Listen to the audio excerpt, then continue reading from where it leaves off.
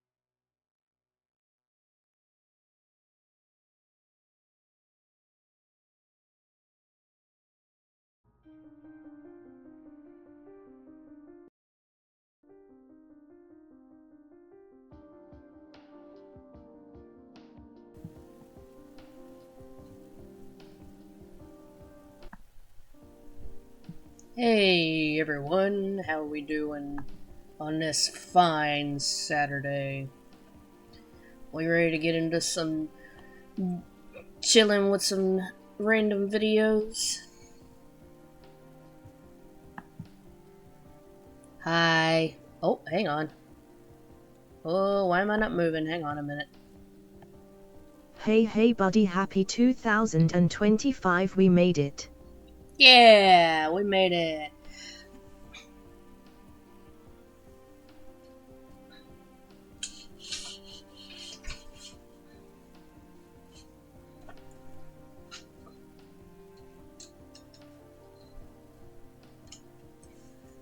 There, does that help?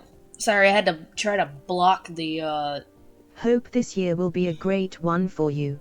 Yes. And for you guys too. Oh, yeah, I had to block this big glaring light coming through my window. It was messing up my tracking. Hang on.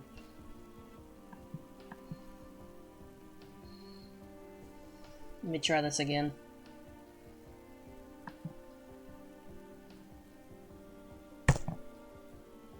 Okay, maybe that helps.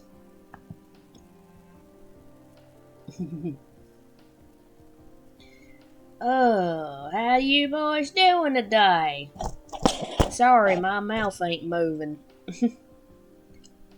Ah.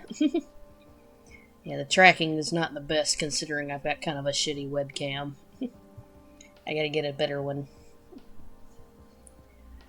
Whew. Alright.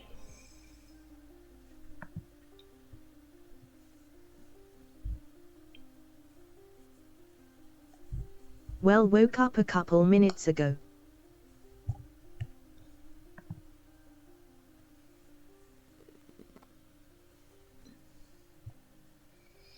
Yeah, I woke up not too long ago myself.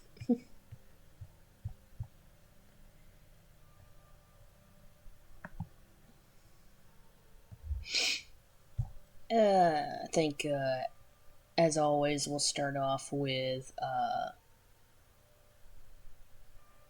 some funnies, maybe?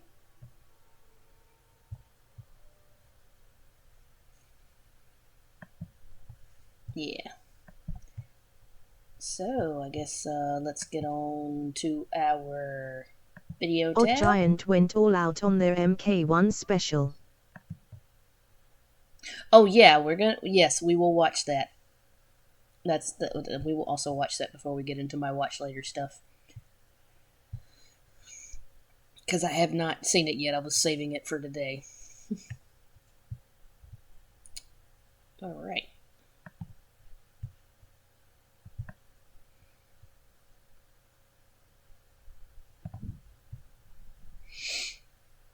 Did we watch this one yet?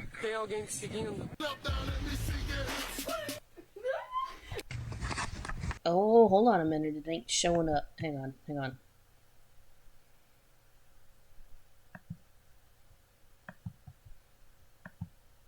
There we go.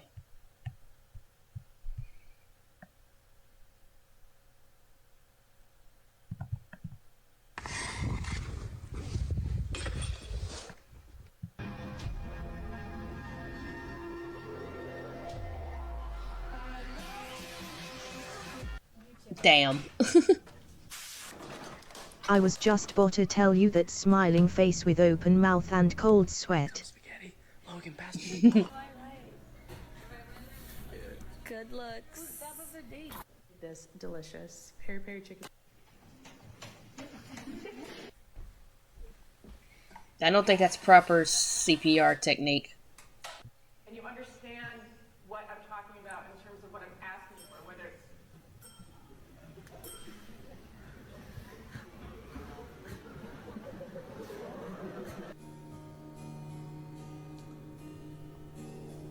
Hey.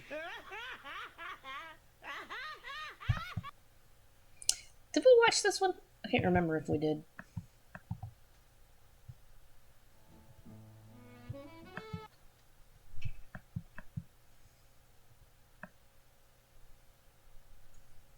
I don't think we did. Okay, well, I'll just go back to it then.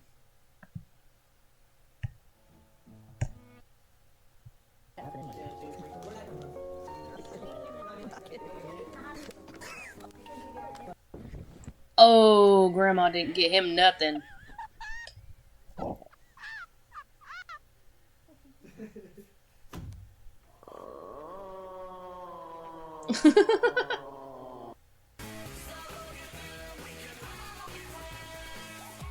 Oh, stub toe.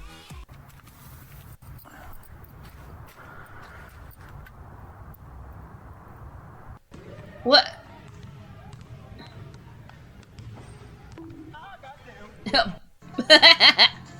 Bunk. Oh, that's actually impressive.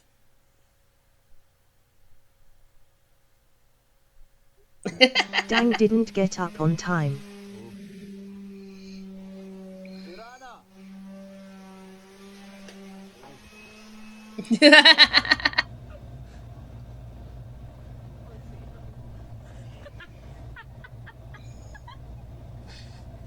My mom is terrified of spiders.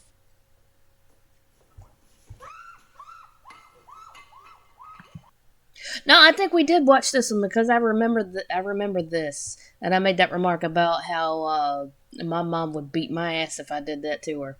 Yeah, we did watch this one.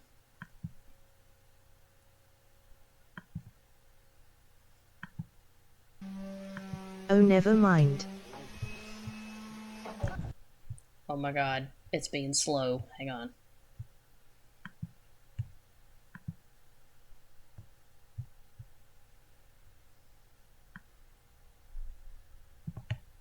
Oh, they got a new one they put out. Let's watch that one. Mouse? Oh! Ooh, ow.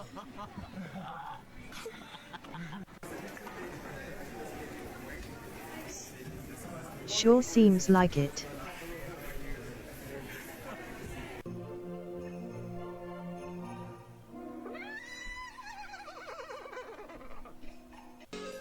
What the hell? Oh, I don't... That's not good.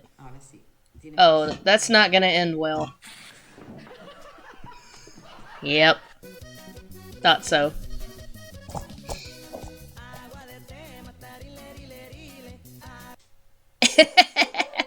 Nice recovery.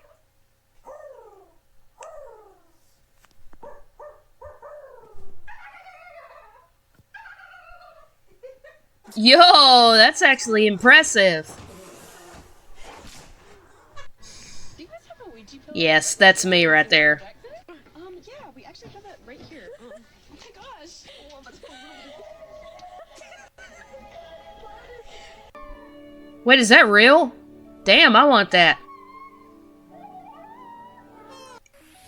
Ew! Bro, if you've been wearing your socks for so long, they basically become shoes. Yo ass is nasty, okay?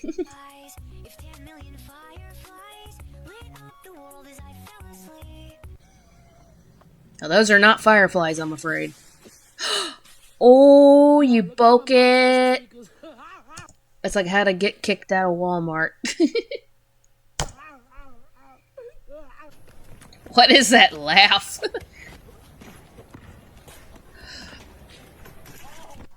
Aw, come on, man. You had one job. You had one job.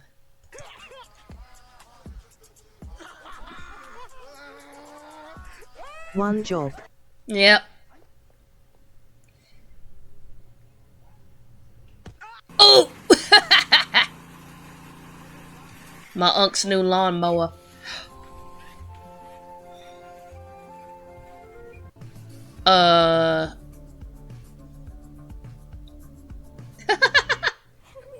They like you!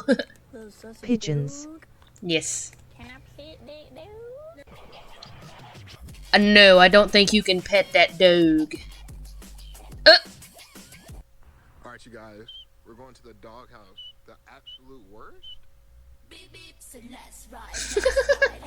Did you sound like the cartoon, like, depiction of gophers?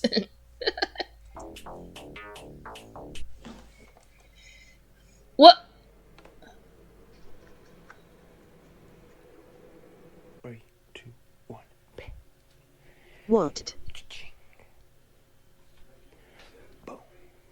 Boom.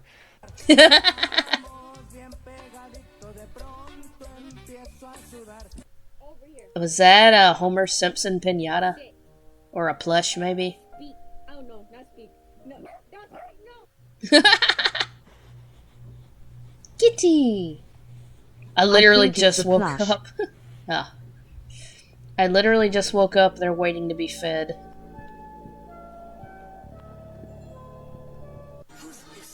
Whoa. Got me all excited. I thought I was gonna get to see a goat. What? That's a camel. Oh no. Hey, camel. Okay, see you later, homie. Sorry. Oh my god. Why he screaming like that? Why he scream like that? Kitty! You got two brothers and you guys can sing. Get the hell out. Bro really fell in the water. What? He said he got it. He's going after it. We have to be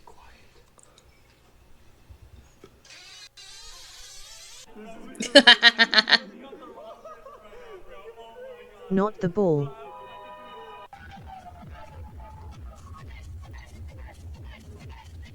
Hey, okay, that's actually impressive. Got some good arm strength. What? Alright, so Uh, we're like now in Bigfoot territory.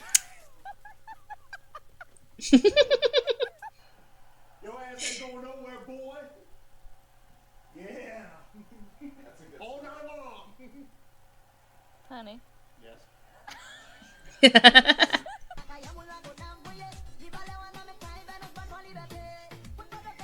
Yes, get you someone who knows how to switch up their tone when necessary. Oh no!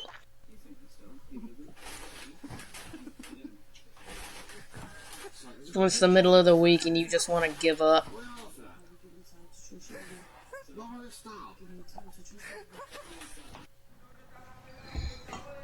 Yep.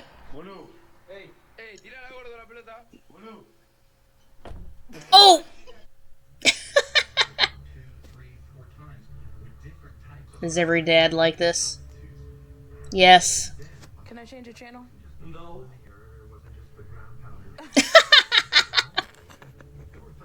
A trick from TikTok that if your cookies didn't turn out circular like you wanted them to. Pretty much either way.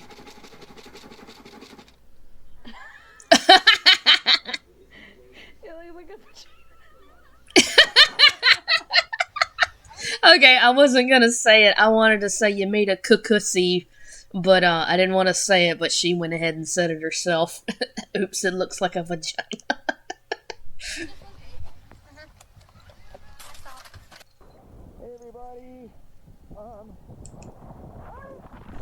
Oh dear.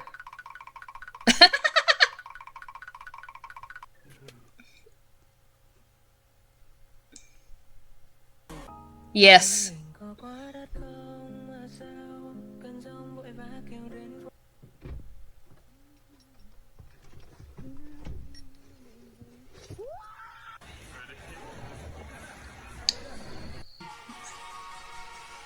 Bruh, you completely missed it!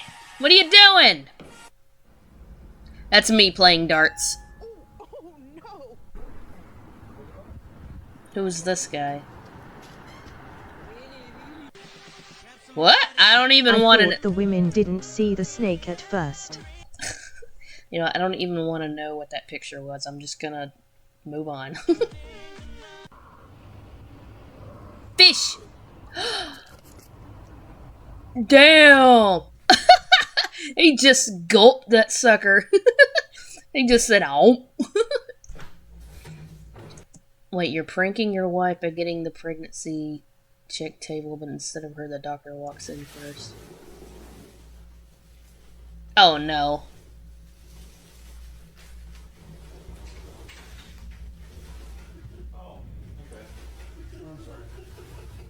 Aww. Cause I sure don't. We have two really nice.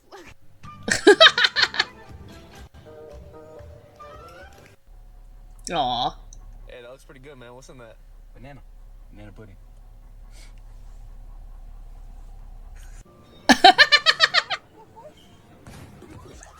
Aw, damn, that's embarrassing. Kitty! Tells you anything fucking different, he's a liar and a fucking snake. Fuck you. Now that kid has got it figured out.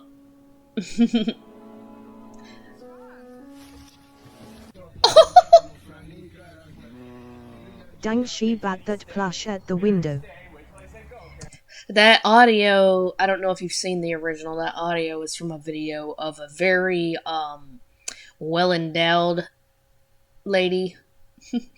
And she says that audio, and when she does the "fuck you," she smacks the plushie across the room with her boobs.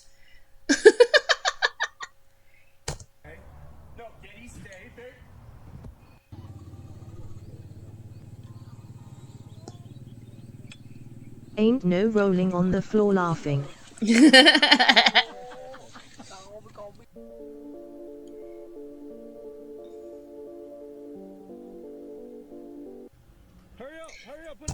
Yeah, bro, it kind of helps if you turn off the little, pour spigot thing at the bottom. That's not how you do it. Don't let anybody trick you. This is not how the ice machine works.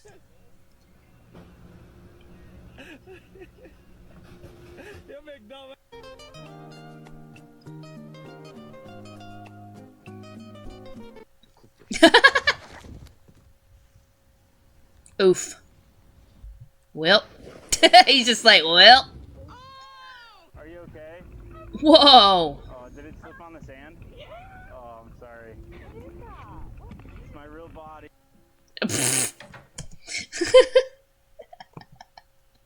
Oh, I'm sorry. It's my real... This is what the peak male form looks like. You may not like it. You may not like it, but this is peak male form.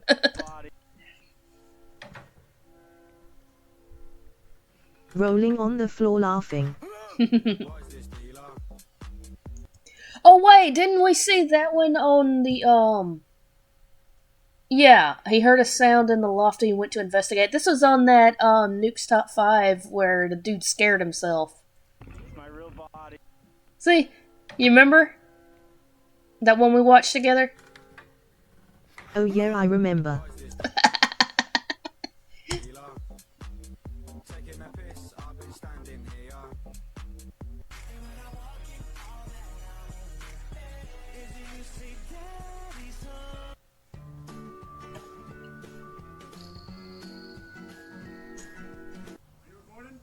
Aww. Oh.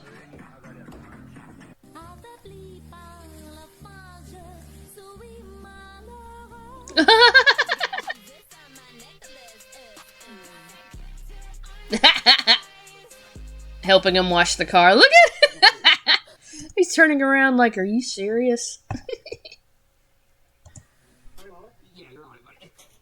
Am I on it? Yeah, you're on it.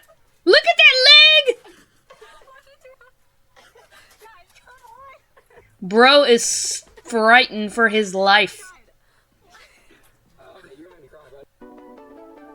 That leg tweaking. Also, nice butt. Let's what does that say? I was trying to take an aesthetic vid and I got this. This banana pudding looks so good. Hello? What? Watch where you're going, lady! Ooh! Aww.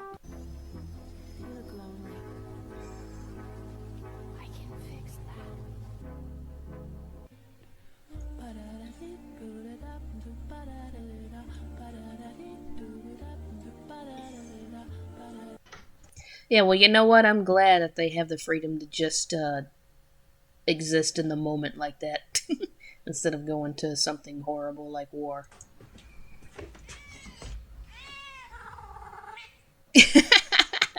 That's one of my favorite cat videos. Hi, ladies. Hey, bro,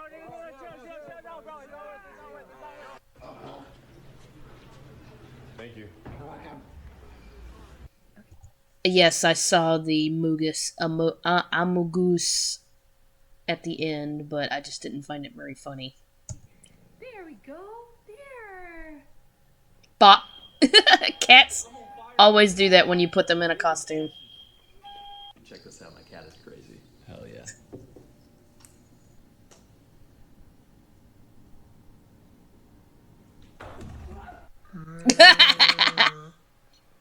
My dog hates the snow. Aww.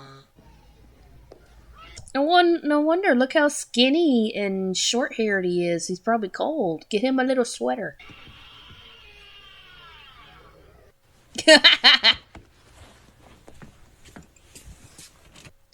Was gonna film an aesthetic little farm video, but my horse jump scared the F out of me.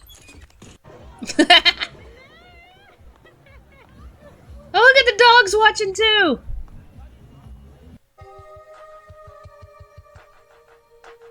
Horse been waiting. Yep, he probably wants some food or something.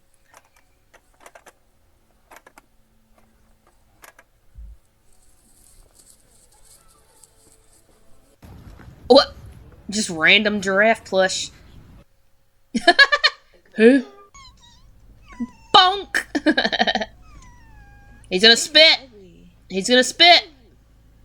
Damn, did I say something? Yeah, you said he was ugly! You just said he's ugly. They have... Okay, fine. She said, yeah, you said he's ugly. They got feelings too.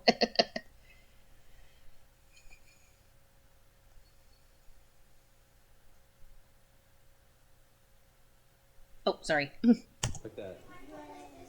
Show your great grandma a picture of your girlfriend. She hits you with this winner of a reaction. Oh no. Llama be like, yeah, I'm out. What the hell? Who been teaching grandma? Who been teaching grandma that lingo?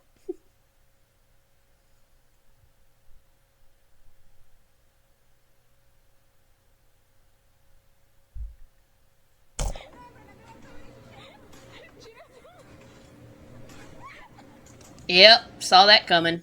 Là, c'est une Peugeot. Et là, c'est une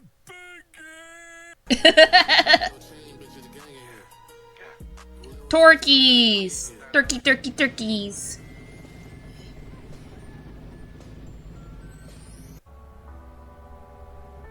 Get out of here. I don't want that shit. I thought those of buzzards. I don't know. They look like turkeys. Maybe they were... I don't know. Let's get another look. Actually, you know what? They... Ooh, sorry. My avatar's wigging out. Actually, you know what? They might be. Actually, I think you're right, actually. What the? How many times am I gonna say the word actually? Get out of here. I don't want that shit. Her. Bro did a little dance. Pictures of him with the flowers and stuff.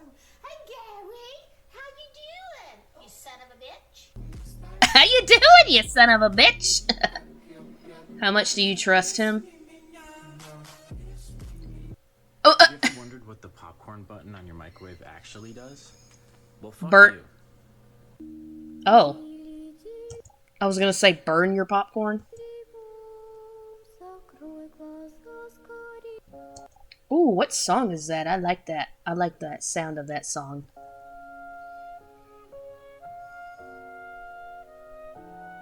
He do not care. He do not care. Here you go.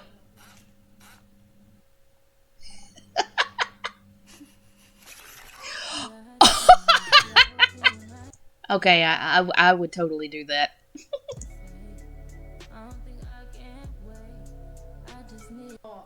So I asked this guy, I said, Kaya, can you go outside and get me some wrapping paper? Or Johnny in this case. I said, put it on the table. Here is the wrapping paper that he put on a table. Yes. Wrap the entire table in gift wrap. Hey, you know what? That's actually a good idea for a Christmas decor. I'm on board with that.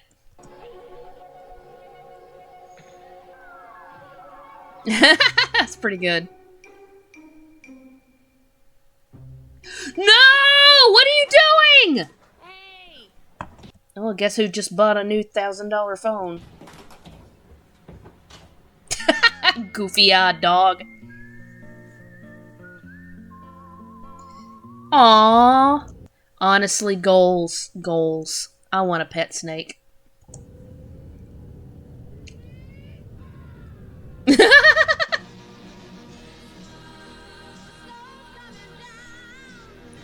Oh no. Bro thought he had a Griswold family Christmas tree, ended up with a Charlie Brown. No! Shirt smell weird? What do you mean, man? What the shit?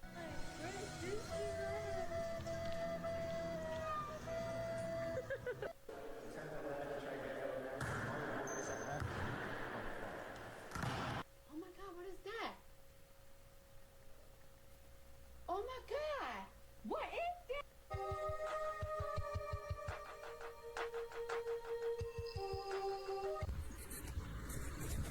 Wait, what did that say? There's currently 15 pigeons in line for the chimney heater.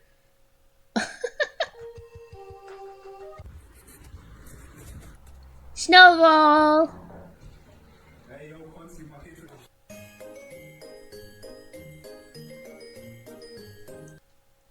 One way to surely upset your mom this Christmas season. Oh no, what did you do?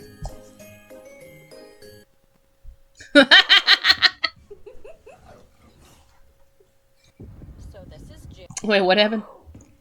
You're playing with your dog, but he comes up. Oh, he comes back with backup. Jerry. Say hi, Jerry. Canada Goose. I'll just zoom in. Bitch, I can't even read that. What is that? My blind ass cannot read It's that. a goose. Yee! He's a goose. Hey, Cookie! Nice of you to finally join us. How you feeling? Do you still feel under the weather? Gooey's goose. Yeah. Oh, I'm sorry. 7/10 for now. Ah, okay. 7 out of 10. That's not bad. Maybe it's starting to go away. You doing good? Resting up? Taking medicine and whatnot?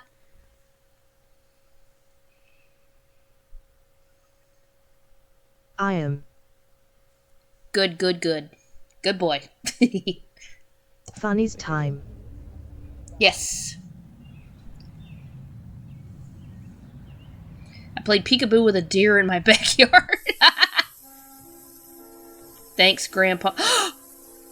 No, bro, come on. Breakfast did not go as planned. Oh, poor baby.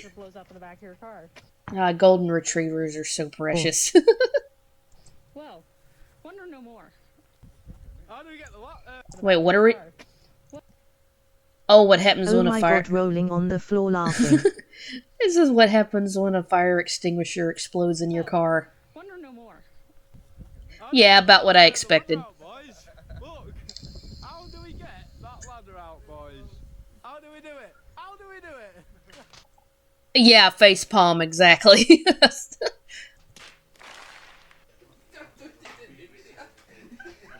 Your dad loves it when there's drama in the neighborhood. Ooh, look who's being nosy neighbor. Asterisk facepalm times 10 asterisk. Yep. Okay, Morgan just put some wax on me. We're gonna just take it off. We're waxing the unibrow. Do it as gently as I can. Yeah, very slowly and gently. Hee hee. Wait, what do you mean? He's like, what do you mean hee hee? You're doing great. Yeah, thank you. Remember, gentle, please. I'm sorry, there is no gentle when it comes to waxing. You have to do it like the Band-Aid technique. You just gotta rip it right off real quick. He didn't make a sound. I think they cut him off before he... Yeah, they either did a perfectly cut scream where they didn't even let him scream, or he had one of those, you ever get hurt so bad that you can't even make a noise? Perfectly muted scream. Yeah. What is that, like a super long fork?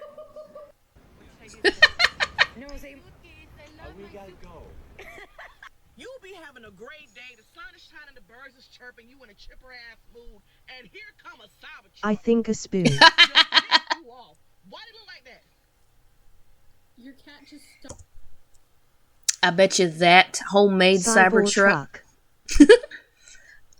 I bet you that homemade Cybertruck runs 10, 20, 50, 100 times better than the actual Cybertrucks. Stuck his head. Guarantee. Picture and pushed all of that off the table. Oh yeah, I believe it.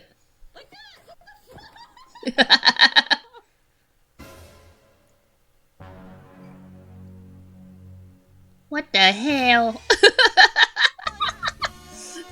Grandma's like, what the hell are you doing? Surprised smiley. Did I mess it up? Oh god, don't force it. No! Oh god, that hurt. Oh, that hurt to watch. I freaking knew it. How is Chris?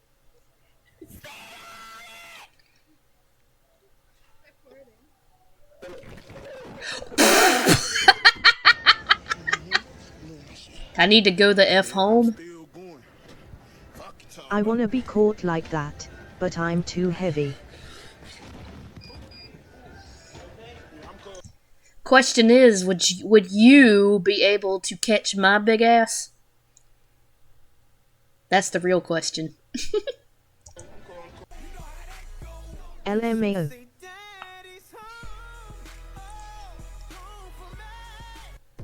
Hey yo, nice one.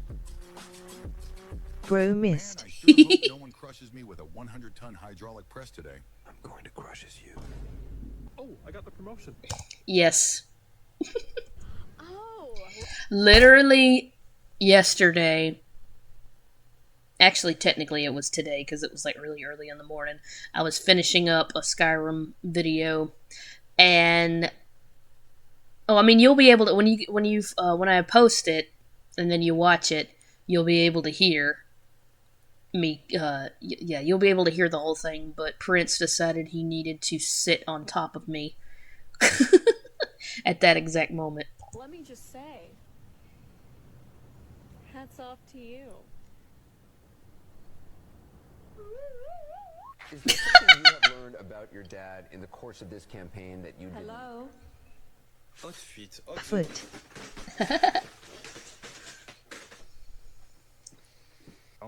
know where I am. Oof, that's embarrassing. A lot of cocaine. Aww. Oh, poor baby. Nice drip, bro. Jocelyn, there's Looking handsome. I've been wanting to admit to you. What is it?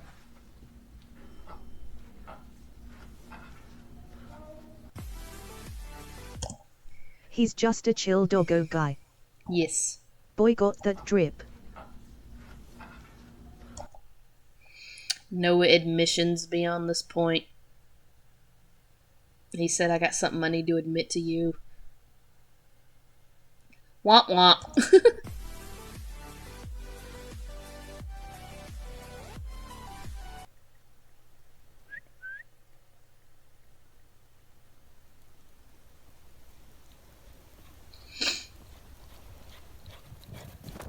Ooh, I knew that was gonna happen. You turd.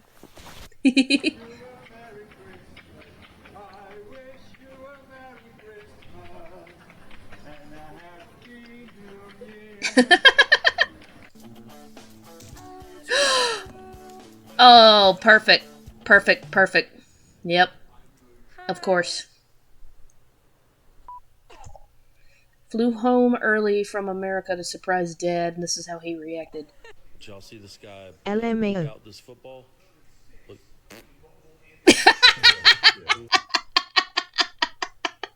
Okay, that was funny. That was good. Again. Poop out this football? LOL. Do it again.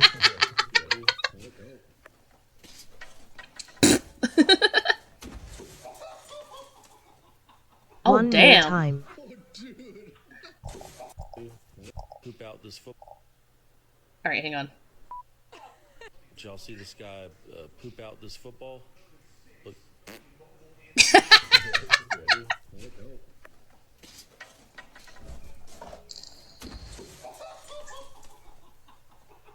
Damn, that sucker just... OIT hurts to laugh.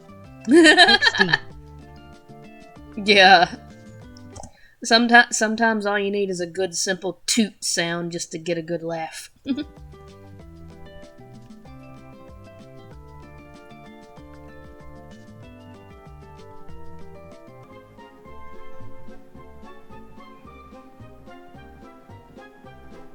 Dang, bro.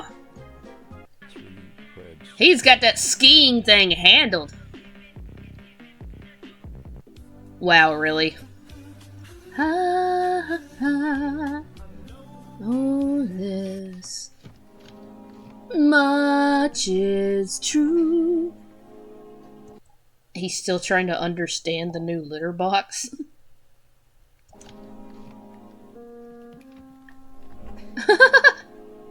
He got out. Okay, good.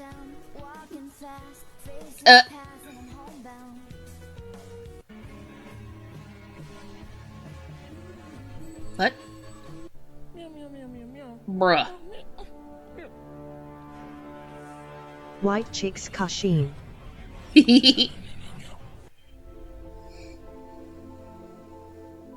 Oh yeah, the what? I am Bat Cat. Aw. The scene in the car where he thinks he's going to weird him out with the white girl music, but it turns out he actually... I love this song! How did you know? He starts singing along with it. You people don't have a kitchen like I have a kitchen. Here's my cage of bouncing iPhone 16 Pros. And Whoa! Here's where I keep all of you. Oh my goodness. You gave it away. Damn, he's a cool rider. Are you guys gonna use this milk? No. Expired 2 years ago, but I thought, why not? I didn't even know we had. Really? She's like, I didn't even know we had that. And he's like, really? Kitty with a mouse. Uh-oh. That mouse gonna run up on him, ain't it?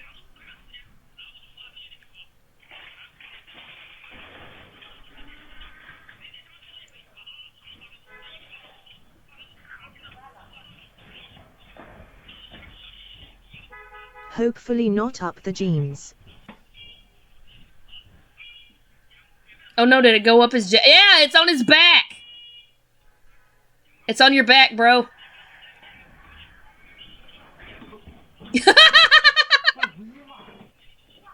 Get it, kitty, get it!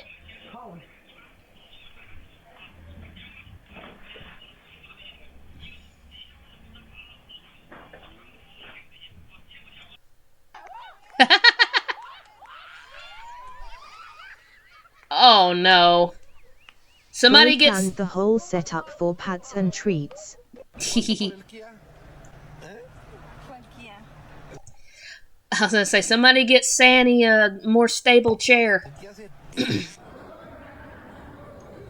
Wait, what happened? Oh, he went to kick it and he missed. What? Yeah, he went to kick it and he missed. Yo! McDrive dichttapen?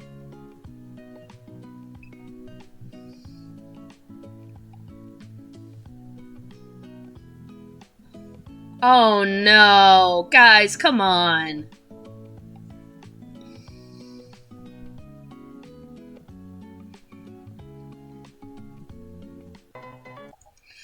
I'm torn on that one. 'Cause that is a funny prank, but at the same time, their lives already suck enough having to work at a fast food joint. Don't make their jobs and lives harder. It's like, yeah, that is a funny prank, but also don't harass fast food workers, please. What? Oh, you mo.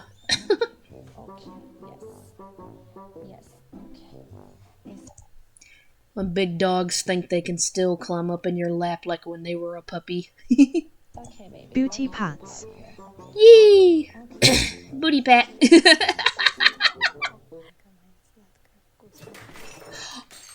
Oh no!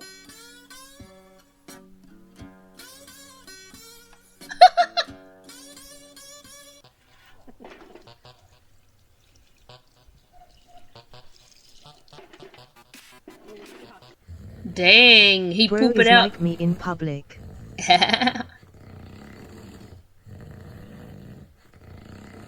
Good grief, buddy. Do something about that snore. Oh no. Fork. A threak. A took. He snores like an English pit bull OMG. Wonk.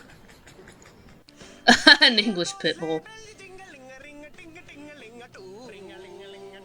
Aww. Look how bouncy. Oof. Oh no! Stop it! Stop the car! Did he stop it just in time? Because I didn't see the other car look like it got hit. Gasp face activate.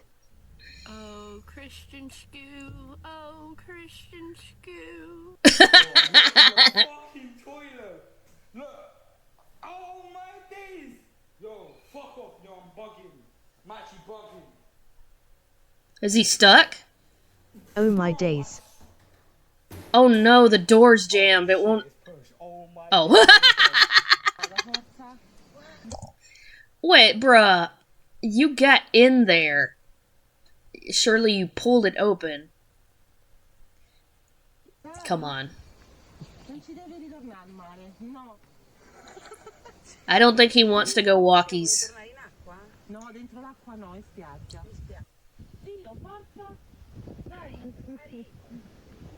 Me in public part 2.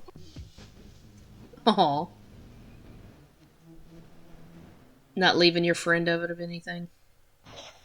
Aw.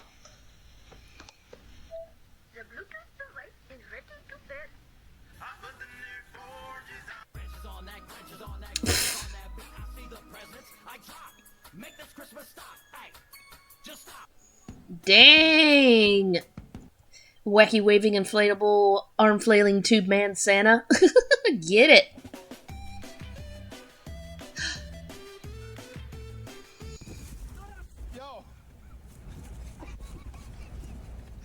Man, it's heckin' windy. A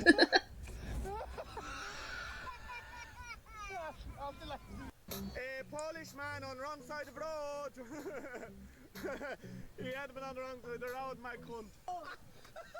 Wow.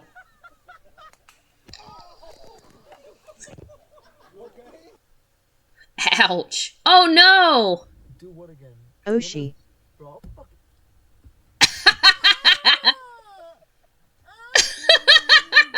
07 for the iPhone. Yep. He wore his brand new Xmas shoes and got blisters, but everyone thought he was pooping. Oh no. I hate those jump scare ball videos where the ball hits the camera. Oh, look, bro getting a massage. Look at that. Aww. Making biscuits. Yee.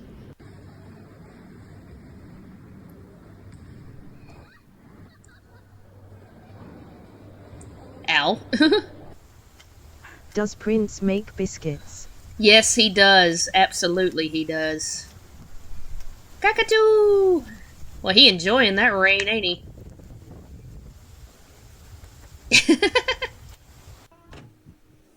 Hey, bro, Merry Christmas.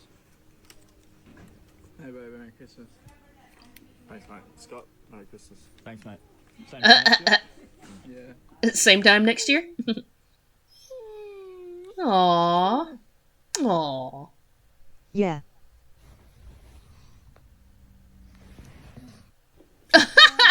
Oh, I think he stopped, so the dog was like, "Excuse me, who told you to stop?" Oh, he does not look happy.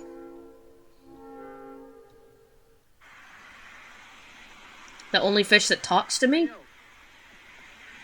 Perfect timing when the dog look up. Villain knock, 100.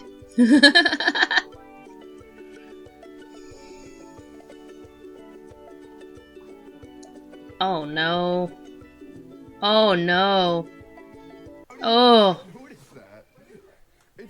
Merry Christmas, you get a repair bill for the door. the music sound from my Instagram post. Wait, maybe you hit it in the music. Nice and soft. There's a burger one here. Oh, ouchie. I guess she did. I guess it was ceramic and she didn't Flask. realize.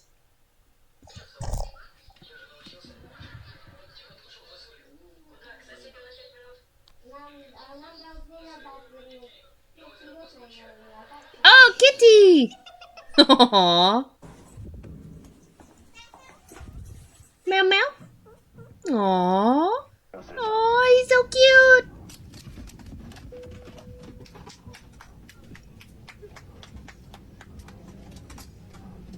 What the heck is he doing? What, did somebody tell? Ooh. Speedrun any percent. Listen how loud this leather coat is.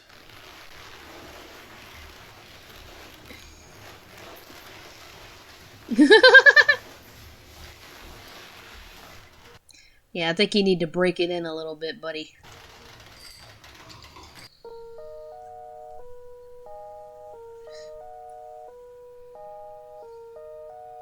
Stole her drink.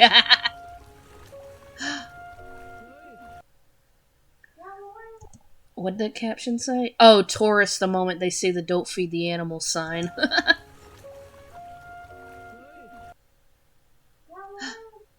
Hello.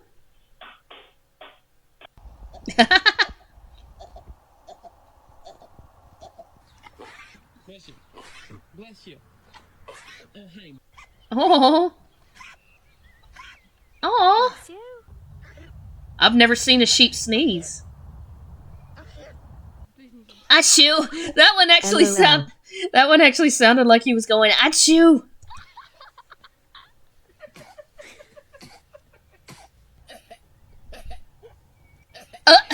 He sounds like he's coughing.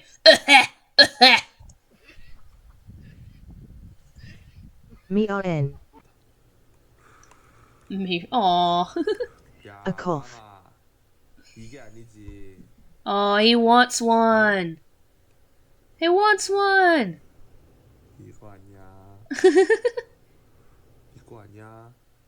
Give him dumpling. He wants it so bad, oh my gosh. He is zeroed in. Oh, he wants it so bad.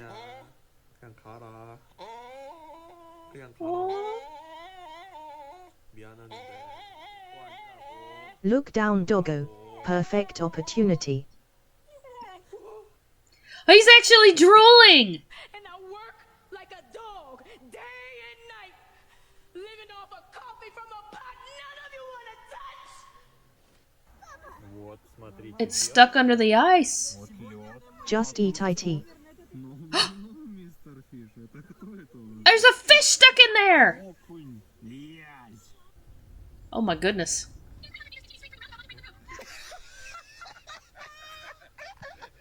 Oh no. He's got one of those what is the name of that game where the characters talk like that?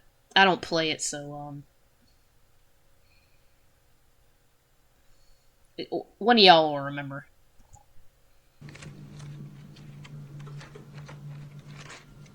Animal Crossing. Animal Crossing, yes, thank you. Yo! Go, Dad, go! Some of my other videos too. And if you want to support me, you can buy me a coffee. All the Alright. So we got the unusual memes out of the way, so... As a blind mom of two. Oh, sorry. I had to download that, so... Alright, Well, that was something. Yep. What about a blind mom of two? Well, you'll see if you saw it on my, when I uploaded my version of it, you would know.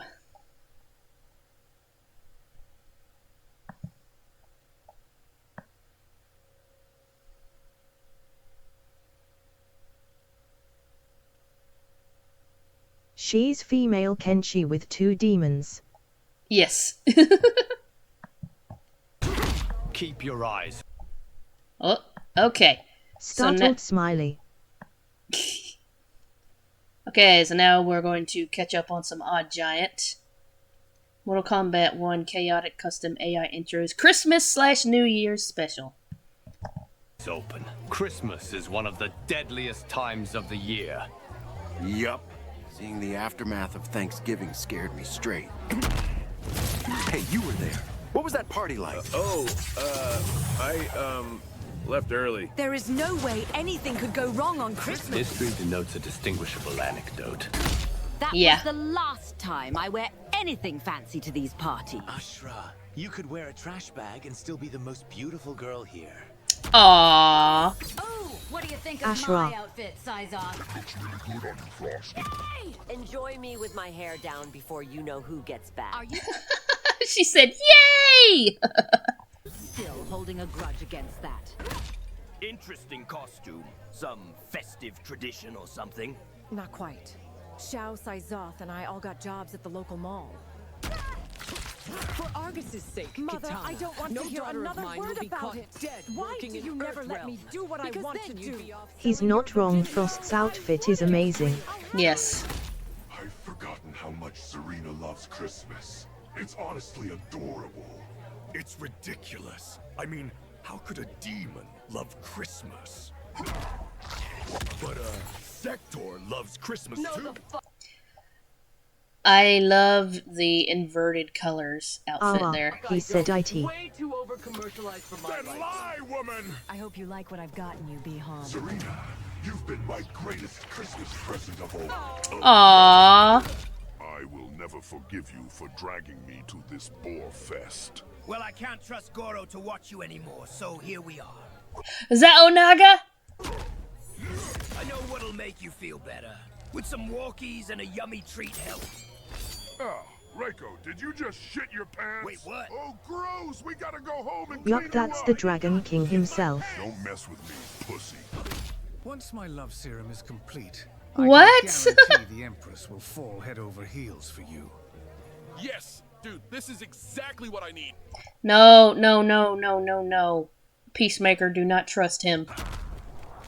So instead of accepting that the Empress doesn't like you, you plan to drug her? It's not drugging, it's magic. Have you both completely lost your mind? I'm so sick of you disrupting my creative process. You're planning on drugging my sister! It's fucking magic! Same difference! You're still concocting something that will make her act against her will. Didn't feel like dressing up for this occasion? How can I without freezing my tits off? Ooh, Takeda looks handsome. How the hell aren't you cold? I don't know. Guess I'm built different. Yeah, wearing this wasn't the smartest idea I've ever had. Name one smart idea you did have. Fuck off! Where's the booze at?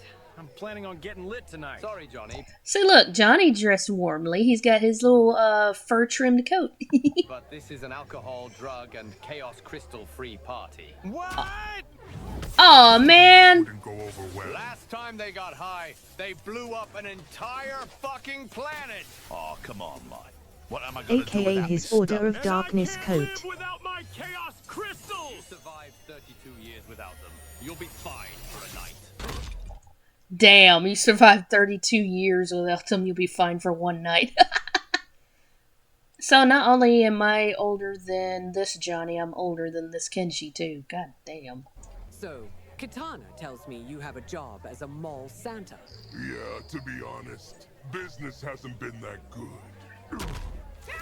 Gee, I can't imagine why. I know! It's like the children are all of a sudden afraid of Santa! So you look like a drag queen gone rogue. I must agree. You don't look I wonder why. at all.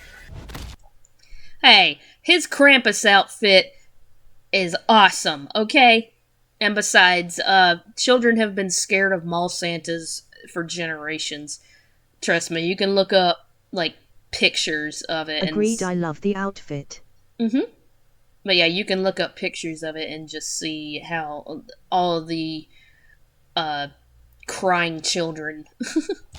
Cobra, can you please take that stupid mask off? But I thought our whole thing was to hide our identities. That was so unnecessary. I love this mask. It's so cool.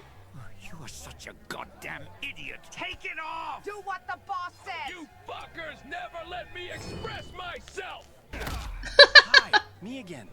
You think we could actually play some music with some fucking words in it? Ugh, fine. But keep it Christmas-themed. Yeah! Johnny's gonna play that lick 'em up, suck 'em my dick. Me again. Oh, that doesn't Hello. sound like Christmas music, Johnny. I know, but it gives this party such a vibe. How the fuck? Hey, I love the color I scheme. know that song. Yes. People always prank their parents with it. But yeah, I was gonna say I love the color scheme. Same here. Oh, does she have like little Christmas trees on her and the rim of her hat there? Cool. Seriously, what the hell is wrong with you and that stupid-ass spray tan? How dare you?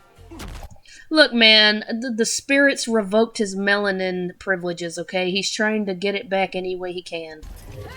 I managed to acquire 10 gallons of 2% milk. Excellent job, Hanzo. That's a wizened condition, lol. I've been looking for. This music isn't Hollywood, Dolly. What the fuck is this bullshit? I've caught wind of your latest scheme with Shang Tsung. Please, just don't. If it makes you feel. Oh, I just realized what song they're playing. I actually have this song downloaded on my tablet. It's a good song, good classic. Boy Juras. Yes, Good Boy Gearus. California by Tupac. Good song. I want no part of it anymore. Good classic song. I've been thinking true love shouldn't be forced like that, but Shang Tsung won't let me back out of it. How surprisingly Oh. mature of you. Don't worry, I'll take care of this. Yay! Look at him being good boy. And yes, very mature of you, Peacemaker. Whoa! It's the Baraka mask! Cobra, I'm serious. The boss is gonna kill you. So what? I'm not being bullied into dressing exactly like you two. For God's sake, Kira, we're all our own people. Why can't we have a bit of individuality? Just take it off before the boss finds out. Cobra, you better take that goddamn mask off before I decorate the Christmas tree with your organs. Damn. You know what I've been craving? Those reptilian hors d'oeuvres they served at the Halloween party. You ate them. Those hors d'oeuvres were my friends. You know what I had to go through to give those little reptiles Surprised Smiley. and you fucking ate them like Oh no! My deepest condolences, but they were delicious. Oh my god, it's just like the poplars on Futurama. I thought poplars were these fun little like popcorn shrimp or chicken or something, and I come to find out they were the babies of the Omicronians. You monsters have been eating our babies! This isn't a lust thing. I'm actually in love with your Empress. Well, so am I, and she's with me, so back off. Yeah, she's taken, dude. How the hell can he not take the hint? I'm about ready to beat it into his head. Oh, I love that. Did you notice Chameleon's text color was shifting? Just like she does. Did you notice that? That's cool touch. Cool Don't touch. even bother. You screw up once, and they hate you for the rest of your life. Oh, God! Hanzo, snap out of it! Don't let Quan Chi drag you down this road of stupidity! I am the Milkman.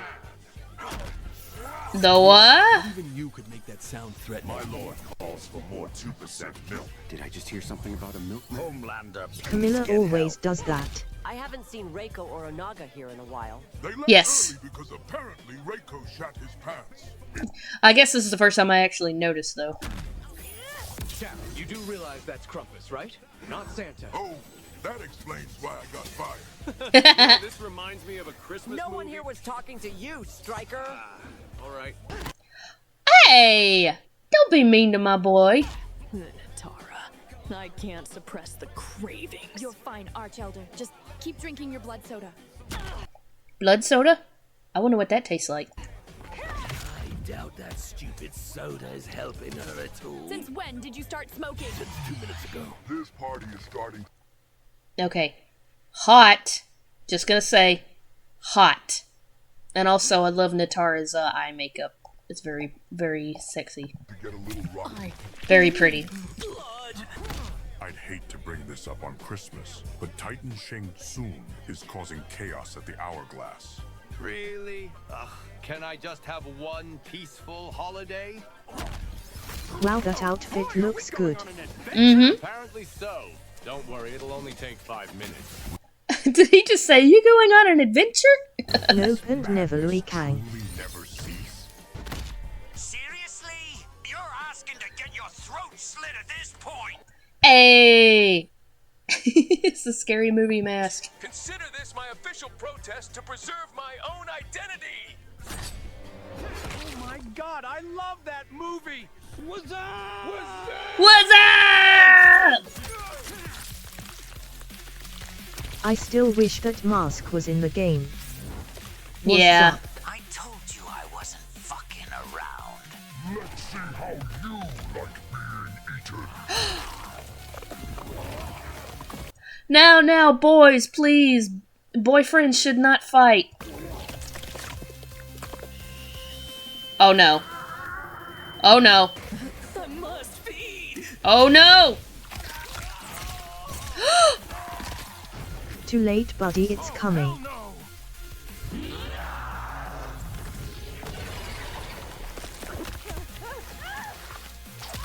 Oh shit! How dare you try to Oh, drug the Scorpion. Empress. It's magic. Yeah! Get him, Tanya. When I said I wanted head for Christmas, this wasn't what I meant. Oh god.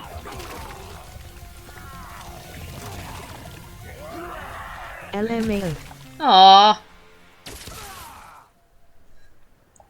He's like, what the hell is going on here? I was only gone for 5 minutes. Damn. Can this night get any worse? Liu Kang, great news! We just got invited to Havok's New Year's Eve party. Oh god. What in the goddamn fuck? We're all here. Happy New Year. Shouldn't that be what in the me damn? Liu Kang, my friend, you made it! Hope you're ready to party till the chaos calls! Don't forget to pick up your complimentary chaos crystal from the main lobby. Oh, don't mind if I do. Party at Chaos. What? It's complimentary. You have a problem. I do not have a problem. Oh, bullshit. They're not even addictive. Why the elder They're not even addictive, y'all. They're not addictive. gods? How many people do you think are here? We counted at least 10,000. Holy shit. Whoa. Who knew this place was that big? Why are you still wearing that? Christmas ended 6 days ago. Oh, so now you're the fashion police. Let your hair down for once, big dog. It's New Year's. Just celebrate. Oh, I guess you have a point. I'm sick of you complaining. Get on the ground. We're doing it now. Do you not know what leave me alone means? Oh, you're one to talk. See the irony in this? You're just getting on my last goddamn nerve. Why can't you drop him and give me a chance? Because nobody fucking likes you, Movado. Hey, to be fair, Movado is actually kind of hot. Just saying. I swear, if you can't behave, I will drag your ass right on home. You can drag my ass anywhere, baby doll. Out. Hey, yo! Hey, yo! Shut up! Pause. There's a time and a place, Cage. Relax, I'm joking. You guys act like I can never keep it in my pants. Because you can't, Plum. Why did I have to take the hourglass? Why couldn't I just sit back and watch the 34th timeline crumble into fucking dust? Just a bit of friendly advice, love. Don't bother with the tea. It's absolutely dreadful. Every tea's dreadful to you, innit? You're such a tea snob. I thought it was rather lovely, actually. Especially with those rock-hard crumpets. Oh, bloody hell, Tremor. You mistook the Chaos Crystals for crumpets? Typical Tremor, always the first to get stoned. Brace yourself to hit rock bottom, mate. Oh my god, hearing them all with British accent is so cursed. What do you think of my new outfit? Ooh, I love your hair. I wore it especially for you. Oh my, you look so sexy. Hey, you wanna get something to eat or something? Just, the two of us, maybe somewhere, private where we Aww. Oh damn, she does look sexy. Holy hell. You want to fuck, don't you? Yes, please, more than anything. I told you we shouldn't have given away Chaos Crystals. Now we've lost over 4 million coins in revenue. And I told you to trust the process. Straight to the point. Yep. Think about it. Once they get hooked on them, they won't be able to stop buying them. You Also, him like stuttering, trying to proposition her was so adorable. turd, they're not even addictive. He said, "You big turd." I took care of that. How devious. Care to explain why I caught your lackey looting my refrigerator? Bro, what the hell? Oh, that's the Chaos version. What the hell happened to your face, bro? My, that is a very serious claim. I do hope you brought evidence to back it up. Quan Chi, what do we do? Just play it cool, Hanzo. Enough of this! I know you two have Beats been me same with my Shang milk. Tsung. Oh, look at the time, I'm afraid. Oh yeah, I remember I had to, I was like, who the hell was that when I watched the Chaos Reigns DLC video? I was like, who the hell is that? And then I was like, wait, that's Shang Tsung? I must be going. I'm starting to get a bit concerned about Tremor. He's been acting really odd lately. I'm sure he's fine, Your Majesty. Perhaps the party's just worn him out a bit. Get fucked, you bloody wonkers. I'm fucking stoned. Or maybe he just woke up this morning and decided to be a cunt. Someone to escort him out of the party. Yes, I suppose that is for the best. You think this is funny, asshole? Give me my shirt back. Why, though? You look sexy. Well, look at that hair! No! Oh my god, I want to brush and braid his pretty hair, oh my god. Finders keepers, bitch! Oh! Why are you stealing people's clothing? Why are you stealing people's milk? Holy dude, I'm not gay or anything, but Jesus Christ, you're gorgeous. Oh, thanks. Yeah, that's what I'm saying. Holy mother of chaos! This party's only been going on for a few hours, and we've already made 8 million coins from the chaos crystals alone! Holy shit. Notice the spike in profit after I took over the operation. You must agree that I am far more qualified to run this patronage than either Kenshi or Takeda. I do. Gear is my friend. If only the DLC made that much. Sector, I just had the best Oh, damn. Damn. sex ever. Good for you. Bihan hasn't slept with me in 3 fucking weeks. Keep up this attitude, and it's gonna be 4 weeks. Fuck that! I'm calling Kung Lao! Yeah, right. You think I won't? Yeah, unless he wants a BJ full of teeth. What? You told me you liked that! Nobody fucking likes that! You are Promise me we'll never argue like that. I promise. Aww. Couple goals. And the fact they were married in Halloween. Goals. See, this just goes to prove that he was better off with Serena. Would you like to be my head crystal vendor? I'm sorry, Gears, but I am leaving the Chaos life behind. I'm so proud of you, Bihan. I am only trying to be the man my adorable little Nether Blossom deserves. Aww. Pussy whipped, bro. Shut your mouth! Oh, this won't work at all. If my plan is to succeed, Oh no. that demon has got to go. Oh no. What I would do for a taste of that BDC. Hey yo. What is a BDC? Big demon. Deception ending. Totally has a thing for you. I'm the Dragon King, Reiko. I'm not busting my nut to some cheap slut. Farrah asked you stop being weird. I can't help it if I'm a Dracosexual. You may stop making word up. Stop making word up. Hey, Lee May. I don't blame you. Come on, man, I'm cold. Can I please have my shirt back? No. Is there a particular reason why you're doing this? For them mostly, but also for the chaos. God damn it! That asshole took my shirt too! Nice six-pack though. Oh, thanks, man. Yay, now we got 2 sexy shirtless guys. You know, you talk a big game for someone who lost the Revolutionary War. We didn't lose where I'm Oh, from, damn. cunt. Captain Cunt. Now why don't you stuff a Big Mac in your gob and spare me of Harvick this cleric of Here's a taking better shots. idea. Yep. Why don't you take your dead queen shitty teeth tea drinking, beans on toast eating, Tuesday in it looking ass A Tuesday, isn't it? and fuck off! Damn. But I believe you may have dropped this. My amulet! I was looking everywhere. It's Tuesday in it. Thank you, my friend. I promise to find some way to repay your kindness. Aww. Aw, Raiden being good cinnamon roll. Good boy, Raiden. You know how wealthy you could have been if you sold that? There is no greater wealth than appreciation for a good deed. That's beta male talk, Ray dude. Shut up, Johnny. Lay off my baby boy. The music here is such a bop. What exactly is it? It's my own creation. I call it Chaos Till Metal. Dark Raiden came along. It's basically heavy metal with a bit of EDM sprinkled in. Shh, no, we don't speak of Dark Raiden. Shush, shush. Keep my boy pure. Be honest with me. Do you really like it? I think it rocks. That was a weak-ass joke. Takes one to know one, Rockhead. All right, everyone. It's 11:59. Gather round. Uh-oh. It's almost time. What do you guys plan on doing? You see that giant planet up there? Yeah? We're gonna No, come on. Don't do that. blow it up. You're gonna what? Oh, relax. That planet's been annoying us for months. We blow up a planet every year for New Year's. Plus, this one's non-inhabitable. Are you all ready? Okay, the dialogue did not match the subtitles. 4, 3, 2, 1. Damn.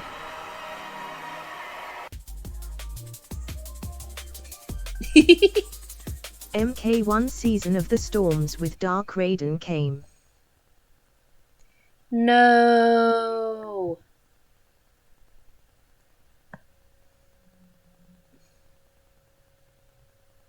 Okay, that's the OST.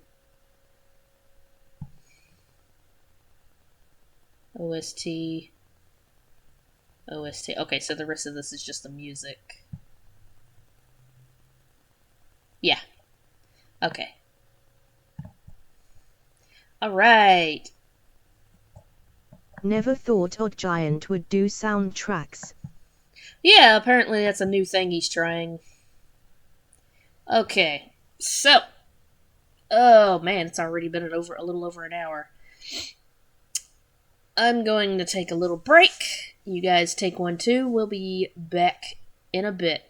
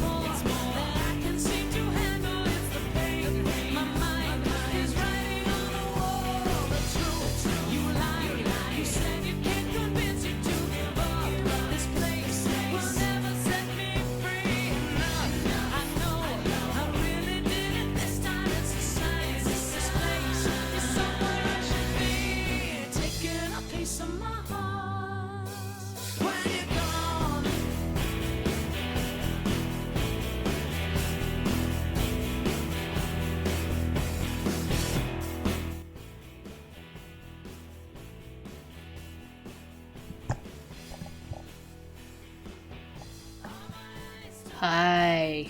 Back. Welcome back. What'd you guys chat about while I was gone? Oh, okay, yeah, we're actually That was quiet. fast.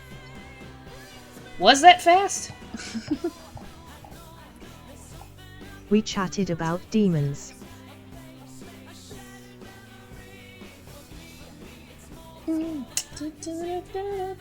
Not really, but it's all good.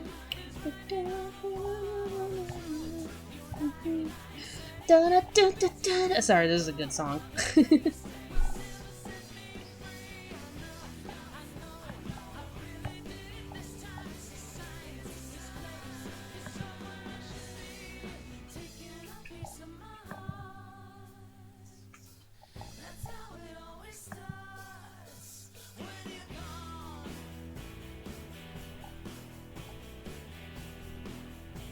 I watched a couple of Vanoss videos. Okay, that is not the one I clicked on.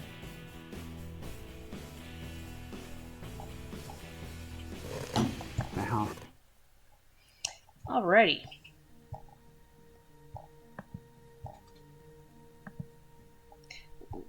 We are coming back. We are now in the watch later list, and I have started with this guy, Jazza. He's one of those YouTube art channels, and he does this little series where he'll take like popular media stories, you know, like The Lord of the Rings, Harry Potter, you know, franchises, yeah. And he goes back to the books, to the characters' descriptions, and tries to draw them. Like, he'll be given a random description of a character, and then he draws them based on what he reads from the description, and then then they reveal to him who he was supposed to be drawing and how close he got. It's pretty interesting, but he does this for different, and not just like books that have been made into movies or TV shows, but he does other, you know, similar things. Like this one here, I drew creepypastas based on their descriptions. So, pause the music and get into this. Here we go. Is this thing on? They're coming for me. Don't know how long I have left, but in the time that I have, I wanted to... Well, let me grab a snack. Hang on. Hi, everyone. With Christmas just around the corner, I thought that this would be a great opportunity to be late for Halloween. What are creepypastas, really? No, they are not To be late for the Halloween. Auntie Donna sketch of an Italian giving birth in a bowl of pasta. What? Creepypastas are horror-related legends or images that have been copied and pasted around the internet. These internet entries are often brief, user-generated paranormal stories intended to scare, frighten, or discomfort readers. Unfortunately, most of the time they just make us laugh at how badly written they are. But there are some gems. Some of you watching this will be veterans and know all sorts of niche ones, but even those of you watching this who don't think you've seen a creepypasta, you probably have. Slender Man is one of the most famous of the creepypastas, born from creepy pictures of a tall man in a suit in the woods, and spawning all sorts of different fan fiction and games and short films. Ben Drowned is another one that's really well known, sort of mixed media storytelling. Jeff the Killer is one of those images that have been seen around, and again sort of originates in this sort of subculture. Entire universes like The Backrooms and the whole SCP universe have spawned from creepypasta stories. My knowledge of creepypastas is very surface level. Basically that stuff that I've already mentioned is about as much as I know about creepypasta, and I got the help of Benny, my editor, to prepare some of the more known, less known creepypastas that I have no familiarity with, so that I can attempt to depict them based just on their stories and how they're described. And then we can reveal what the original images were and how close I got. So let's dive deep into the world of the creepiest of pasta. Starting with Mr. Widemouth. Yay! Bro, if you were there for my Halloween video watch stream, you know this is one of my favorites. Mr. Widemouth appears as a small, furry creature with dark brown, greyish fur, as well as big, black, bulging eyes with white irises. The most noticeable feature of Mr. Widemouth is his wide mouth, which stretches across his face. Not to be mistaken by a Furby, but not too dissimilar, I guess, in size and perhaps proportion. Yeah, they said he looks Mr. like a Widemouth's demonic main furry. trait, especially in these stories that he is in, is one where he manipulates children to take part in deadly I was there, but I games, don't which think usually Mr. result Widemouth was in the mentioned. death of the child. Oh yeah, he was. Cause we watched Hoodoo Hoodlum's Revenge, who is one of my favorite creepy YouTube channels, mostly for creepypastas. And he had his list of his favorite creepypastas, and Mr. Widemouth was on there, and I mentioned how I loved it. Thanks for knocking my phone on the floor, appreciate it. I may have to look back later. Mr. Widemouth is commonly seen holding weapons, usually things like kitchen knives, and is particularly charismatic and manipulative to children, enticing them to play games that will result in their demise. Now, I have a few ideas brewing for my version of Mr. Widemouth. I think he basically got it, yeah. Such a Mr. Widemouth. I don't know, there's something about the name that's not particularly threatening, but don't be mistaken, Mr. Widemouth is a creepy. Well, I think that's kind of the point, seeing as how he's supposed to be manipulative to children. Children have to trust him. Pastor boy, man, Miss Jebble. Now, with a few pieces of concept art under my belt, I want to depict a scene depicting Mr. Widemouth having accomplished what puts that big old smile on his little face. I want to draw this from the perspective of, let's say, an adult walking in the room at the end of it all, looking down into the perspective of the image of Mr. Widemouth looking up, holding a knife left over from some of the recent games he's been playing.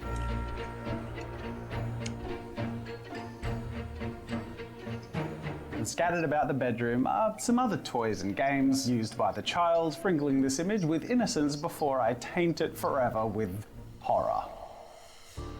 Alright. That's right, lying a little out of view behind the corner of the bed is the Playmate. Oh no. This is so dark so quickly. Oh my god. I want to walk the line of not being so violent that YouTube is gonna, like, you know, strike me or shut this video down, but at the same time, it's hard to convey child murder without it being a little bit uncomfortable. Yeah. Especially as a dad. This is one definitely freaks me out.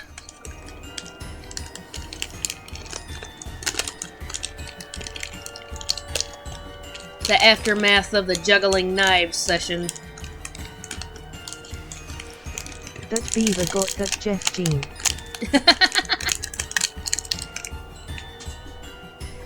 Sorry if you hear crinkling, that's my snacks.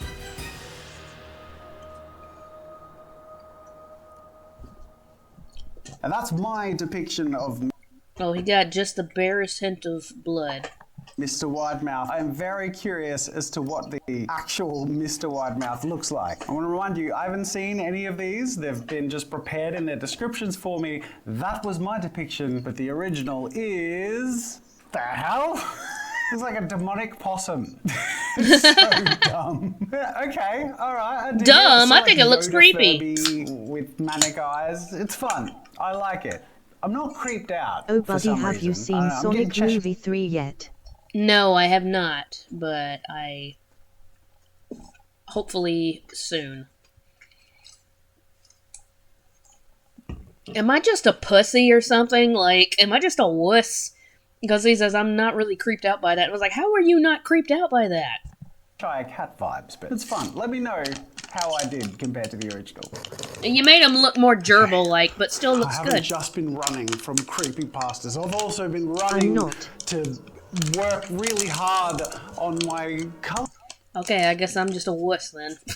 A quest kit, which I'm putting together to release on Kickstarter early next year. Complete with 2 50-page colouring books, one in landscape and one in portrait, with 100 unique illustrations, all on single-page print, 300 GSM high-quality marker paper with perforated edges so you can remove them neatly, and spiral bound so they fold over themselves Mr. for ease of Whitemouth use. looks On way top a of lot producing like a these amazing beaver. colouring books, we're also putting together a custom epic bundle that includes a set of 48 Ohuhu Honolulu markers that I have handpicked each colour to myself and actually used rigidly for the last year in testing to make sure it feels like I have all the colours I need, and I can confirm to you this is the best set of 48 markers you will ever find anywhere. If you love the adventures I take you on through art on this channel, you are going to love the Colour Quest. And if you liked my videos on creating SCP characters based on their descriptions, a lot of those art pieces are in the Colour Quest as well, ready for you to bring to life. Now, this isn't guaranteed that it's going to be available. We are launching it on Kickstarter, and we just really hope that we can hit our funding goal. So we're going to be launching early next year, and in order for us to reach that goal, I would really appreciate if you sign up to that pre-launch page. I'll put the link in the description, and you can sign up to be notified as soon as we go live, so you can help make this dream, this Colour Quest adventure, a reality. We've been working on this for a long time, and I am so pleased with how this has come out. You're going to absolutely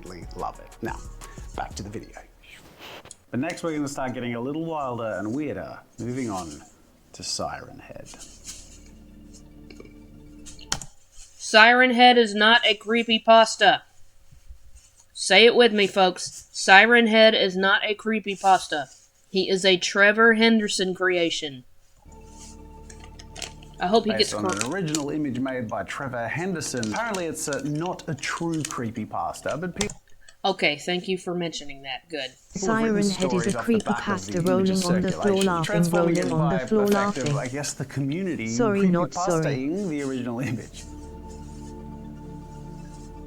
Siren Head is known for its distinctly tall stature, at about 40 feet tall, and it iconically has sirens for a head. Bet you didn't see that one coming, because his name is Siren Head. It has disproportionately long and thin limbs. Bro, are you sure you didn't look at a picture But first? Siren Head, another great one. Yeah. Are you sure you didn't look up pictures of him beforehand or see pictures of him, because you're drawing him pretty much exactly how he looks? With arms almost as long as its entire body that end in huge bony hands. And where a human's head and neck would be, it has a thin pole with flesh and 2 sirens attached facing in opposite directions. It has wires snaking around its neck, hanging and tying into its upper shoulders, fusing the sirens to its neck by tendrils of skin capable of swiveling around, sort of like the head of an owl. Now, my first attempt at a Siren Head was a little too tall. I actually found with more of an arcing, crawling, almost on all fours with a hunched back, I started to get a bit more of that looming, creepy vibe, but still trying to get that tall, lanky, creepy stature.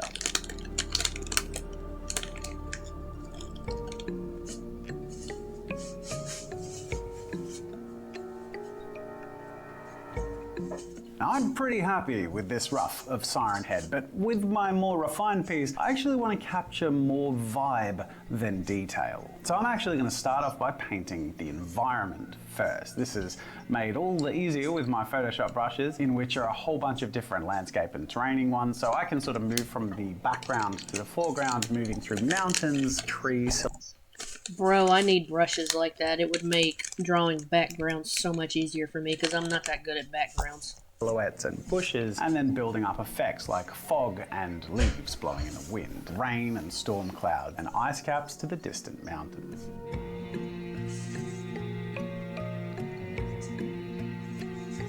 Now, all of this is to set a really cool aesthetic foundation for my depiction of Siren Head. I wanted to try and paint a picture where you sort of feel like you know what it sounds like. And as my silhouette and looming tall posture of my Siren Head starts to come together, I can almost hear and feel the storm around me, with the wind buffeting, the lightning and rain slowly building across the crescendo of the rampaging nature around me. I can hear the eerie siren screeching reaching through and calling past the buffeting wind, as I, alone in the forest, run in fear from the strange gargantuan thing that hunts me.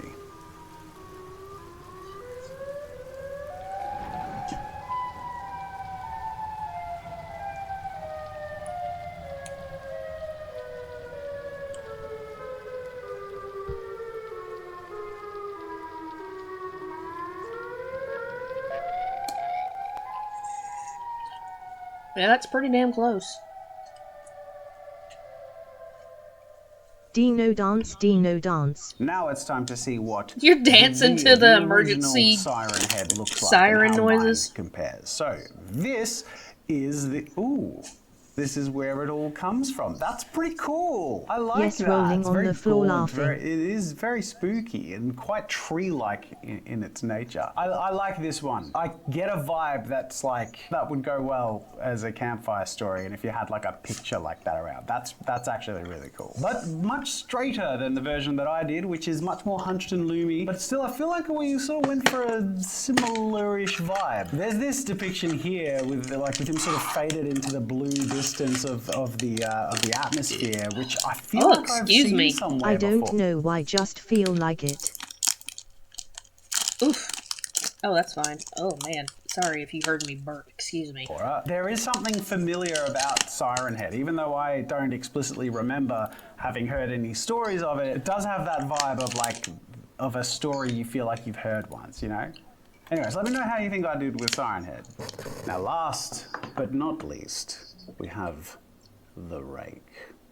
What is with these? Siren Head, Mr. Widemouth, the Rake. They're such like whatever names. Toothfinger, Dark Punnet, Tendril Lamp. I feel like making up a creepypasta wouldn't be that hard. Let's do this, and then we'll make up a creepypasta. But I need to take this seriously. This is a scary story, you guys. The story of the Rake. The Rake is described as pale, thin, and like a naked humanoid figure or a large, deformed, hairless dog. Often seen as having white eyes, the Rake also has incredibly sharp claws, which is why it's dubbed the Rake. Because the Rake has sharp claws. It's like Reiki hands. It's like I mean, Rake's yeah. hand. The Rake originated in 4chan's B-board in late 2005, where a thread was started by an anonymous user who was like, hey, let's make a new monster. And people were like, okay. The thread started with this post where they said, a humanoid about 6 feet tall when standing, but usually crouches and walks on all fours. It has very pale skin. Face is blank, as in no nose, no mouth. However, it has 3 solid green eyes, 1 in the middle on its forehead and 2 on either side of its head. It will stand up and attack if approached. And when it attacks, it has a mouth that opens up, as if a hinged skull that opens at its chin, revealing many tiny but dull teeth. I have to say, I think they did a pretty cool job of coming up with a monster thing. Like the whole mouth opening up along the jawline, turning it into a weird snappy looking creepy, it's good. And I'm pretty happy with my depictions of the Rake. I wanted to practice my hands a little bit to try and get these rake-like claws that feel suited to the character. And in the end, I've found a couple of things in my sketches that I quite like that I then want to transfer to a bit more of a polished representation.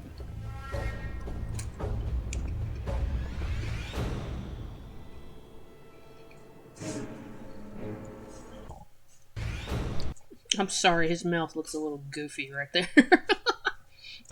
But this is a rough sketch, though. As this YouTube channel that makes story times of these creepypastas, that's been really useful because Benny's actually pulled the audio from them and I've listened to them as I've drawn them. So it's really cool to sort of set the atmosphere and get some cool spooky story vibes happening. That actually is a good idea. While I create the art. And for the Rake, the whole waking up to see this thing watching you from the end of your bedroom is just such a freaky, creepy, cool idea that definitely feels like ghost story vibes, and I wanted to depict that, this hunched up, deformed creature. And I really want to get a pose that feels like you could mistake it for a weird, warped, hairless dog or a humanoid figure. So really hunched and arched, spiny back in a pose that's almost like a whippet dog in proportion. proportioned, but sort of mangled and a little more muscular and human. And there's something about the weird jaw mouthing that I really like, so rather than having just a blank face version, I just noticed he gave him 3 eyes. That's actually an interesting interpretation. Having that mouth opening up slightly, ready to Oh, the bloody claws.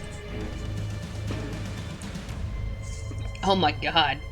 This piece is really going to depend on lighting. Like you've just turned on the bedroom lamp and you just get the glow within the dark of the room of this creepy, bright-eyed creature staring at you from the end of your bed.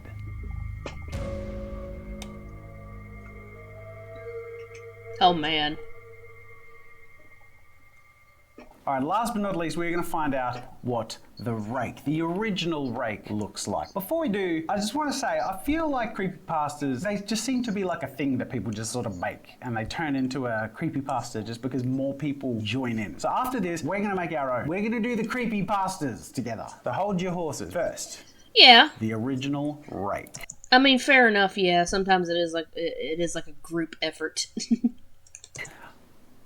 What? I mean, it's pretty creepy, but man, have they extrapolated, like, I mean, I guess I don't know what came first, because this whole thing was like, let's make a monster, but like, this doesn't look like anything like what they decided the story was of the rake. I don't know how, I'm not all that Well, somebody needs to show him the picture of the one that's sitting on the edge of the bed. fussed with this one. That's just like a weird overexposed night vision-y image thing that looks nothing like the stories tell. I like mine. Yeah, didn't that image actually come from some video game promotion? And better.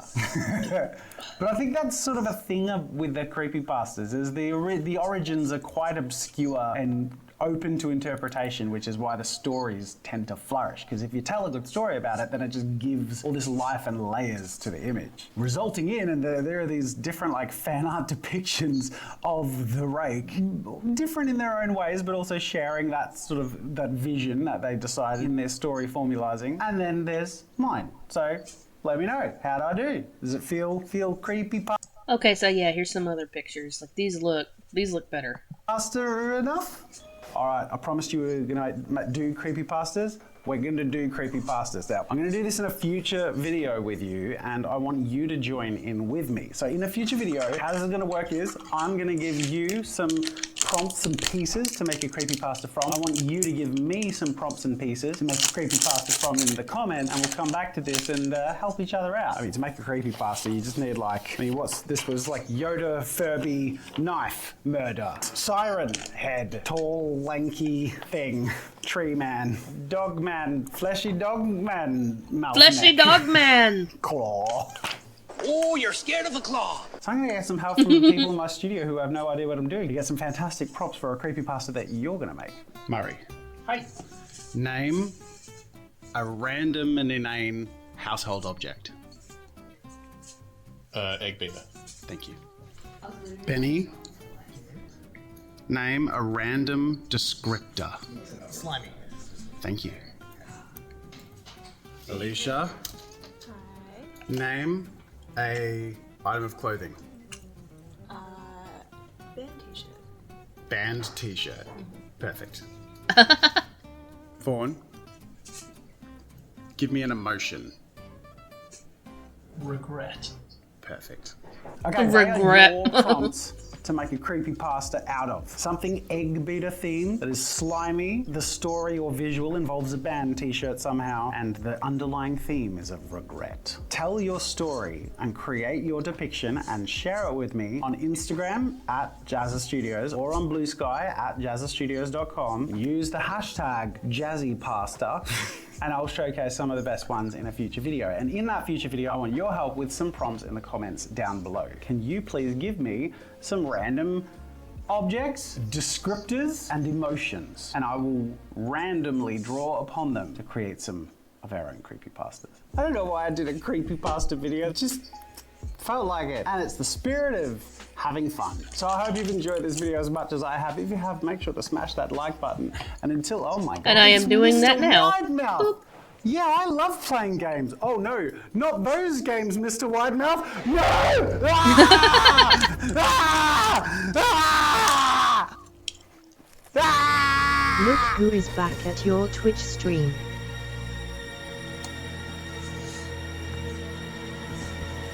Yay, Remio!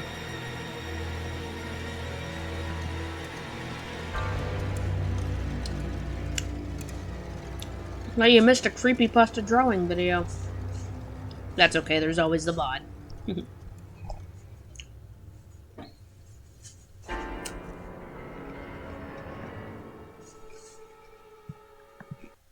So yeah, that was... The Beaver Siren Head and the Rake. Yes. That was Jazza. If you like creative, like, drawing, you know, art stuff, he's a pretty good one to watch. Alright. Moving on. Not miss it, I was watching stream in Meadow Hall. Oh, okay.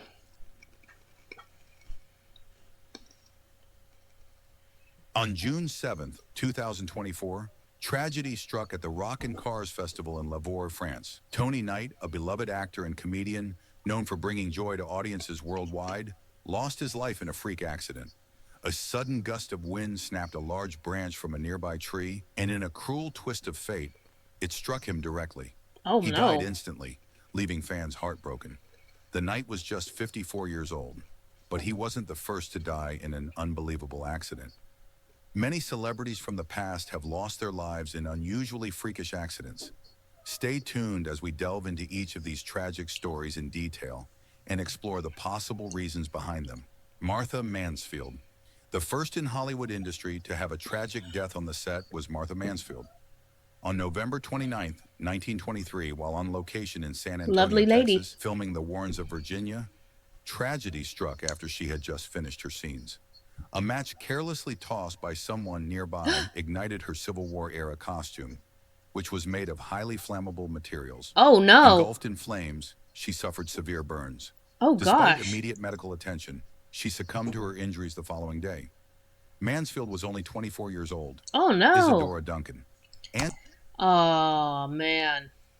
I can't imagine how terrible that person that flicked that match away felt. Oh, man. Angela Isadora Duncan was a celebrated dancer and choreographer, performing in America, Europe, and Soviet Russia. However, she met one of the most brutal It's ends Soviet imaginable. Russia. In 1927, 50-year-old Duncan was in Nice, France, when she decided to take a ride in Benoit Falchetto's Amilcar CGSS automobile. However, she made a fatal mistake.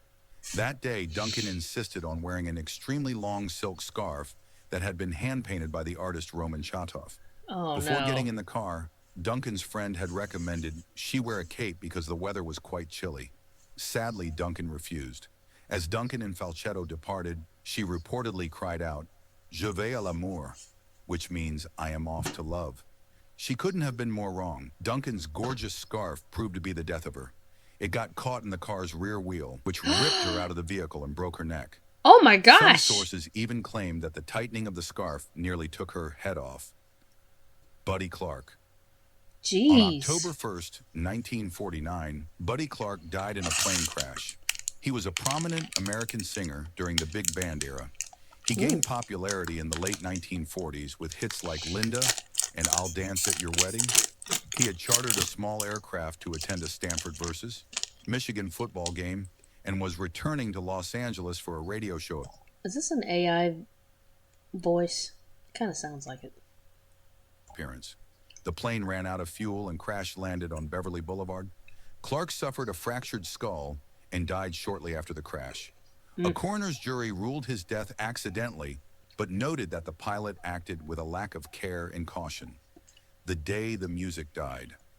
In the winter of 1959, Buddy Holly, Richie Valens, and J.P. Richardson were part of It's Richie Valen. the winter dance party tour across the Midwest. Facing harsh weather conditions and unreliable transportation, Holly decided to charter a small plane to reach their next venue in Moorhead, Minnesota more quickly. What is the Beechcraft Discord Bonanza name and aircraft can I departed from get the Mason link City to your Municipal Discord? Airport shortly after. It should be on the my Twitch homepage. There should be a link there. But let me know if you can't get to it that way. Midnight, Wasn't but working crashed for minutes me. later due to poor weather and Oh, pilot error. okay. The sudden deaths of these young artists sent shockwaves through the music community and their fans worldwide. Buddy Holly at 22 had already influenced countless musicians with hits like That'll Be the Day. Discord.gg/used5ub3vw. was a rising star known for La Bamba. Oh, thank you, J.P. Cookie. Richardson, 28, had gained Good boy. Thank you so much. fame with Chantilly Lace. Their passing is often seen as a pivotal moment in rock and roll history, symbolizing the fragility of life and the fleeting nature of fame. This devastating event, later immortalized as The Day the Music Died in Don McLean's 1971 song, American Pie. Mark Frechette. On September 27, 1975, Mark Frechette, who was known for his striking performance in Zabriskie Point, lost his life under grim circumstances. Oh, he's kind of His handsome. promising career had dimmed after initial success, and he found himself serving time in prison. Uh-oh. While weightlifting, a 150-pound barbell fell on his neck, causing fatal injuries. Frechette was Oh, only 27 jeez. years old. Authorities later ruled the incident an accident, leaving Ouch, fans and startled those who knew Smiley. him to mourn a life cut tragically short. Keith Relf. On May 12, 1976, the music world lost one of its brightest talents when Keith Relf, the iconic lead vocalist and harmonica player for the Yardbirds, tragically passed away. Known for his soulful voice and electrifying stage presence, Relf had helped craft hits like For Your Love and Heart Full of Soul, leaving an indelible mark on rock history. While playing an electric guitar in the basement of his home, Relf was fatally electrocuted. Oh, no. Standing on a gas pipe, the ungrounded instrument allowed an electrical current to pass through him. Oh, He was only jeez. 33 years old. Jack Cassidy. On December 12, 1976, a talented actor, singer, and theater director, Jack Cassidy, lost his life in a tragic accident. Known for his charismatic performances and as the father of teen idols David and Sean Cassidy, he had Wow. carved out a notable legacy in Oh, yeah. I've seen him in movies, but yeah, okay. entertainment. I've seen him here and there in Cassidy movies. fell asleep on his couch while smoking a cigarette. The cigarette ignited the couch, sparking a fire that quickly consumed the area. He was unable to escape, and the blaze claimed his life. Oh, my God. Cassidy's untimely death at the age of 49 shocked the industry. Claude Francois. This is why, if you're a smoker, do not fall asleep with your cigarette. Please. Please. My dad used to do that all the time, and we would always wake him up if we saw him falling asleep. Some of these are like easily avoidable. Well, see, that's why they're called freak accidents.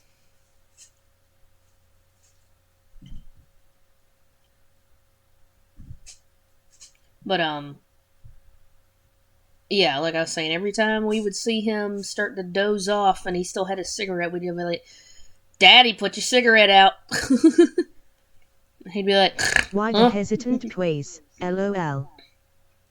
Huh? Oh, I don't know. I think I had to gather my thoughts. Like, what was I talking about again? Asterisk pause. The poise. Yeah, no, I do that sometimes. I have to, like, stop and be like, what was I talking about? Oh, yeah. On But March yeah, 11th, yeah, he would snort and be like, huh? What? Oh, yeah, okay. 1978, tragedy struck when Claude Francois, famously known as Clo-Clo, lost his life in an accident that shocked his fans. Returning to his Paris apartment after recording a BBC television special, the French pop icon decided to fix a crooked light fixture while taking a bath. The act Bruh. Really? proved fatal as he was electrocuted in the process. Francois, a legendary singer, composer, and dancer who sold over 35 million records, was gone too soon. Now, no offense, not to speak ill of the dead, but not a lot of common sense there, apparently. Charles McGraw. Like Francois, What was the Charles Sub-Zero McGraw's tragic video? end came in his home, turning an ordinary moment Sub-Zero video? into a fatal one. On July 29, 1980, the actor, known for his gritty roles in The Narrow Margin and Spartacus, slipped in his Studio City bathroom.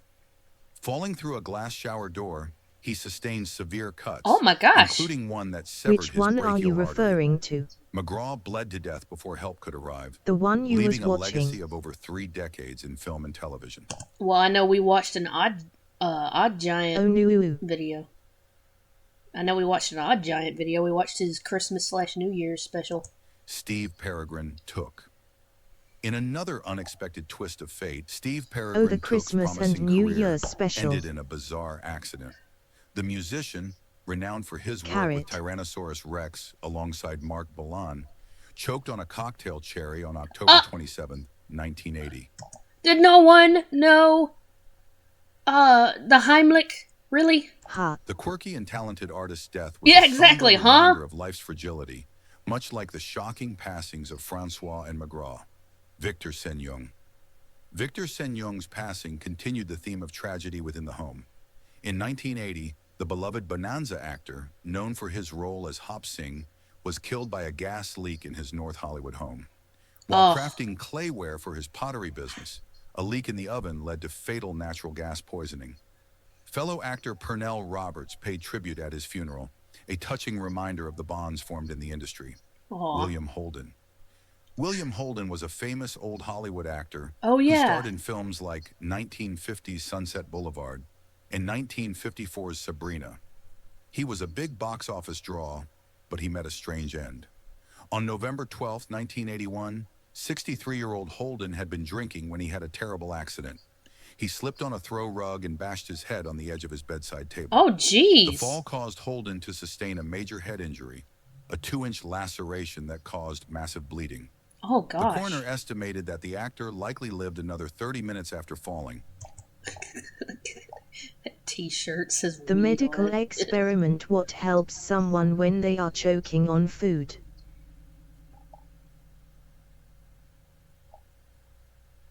What? It took 4 days for someone to discover his body.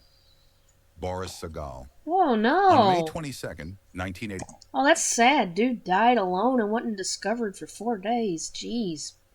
Boris Sagal, a talented film and television director, known for works like The Omega Man, met a tragic end during the production of a miniseries. After exiting a helicopter, Sagal mistakenly turned the wrong way and walked into the tail rotor blades. He sustained severe injuries and died hours later. Oh, God. His death was a devastating loss to the industry, cutting short the career of a visionary director, Vic Morrow. Tragically, like Boris Sagal. Oh, I think we've at least most of us have heard of this one before. This was because I've seen like tragic accidents on movie sets and stuff like that. Yeah, I know about this one. Vic Morrow's life ended in a catastrophic helicopter incident.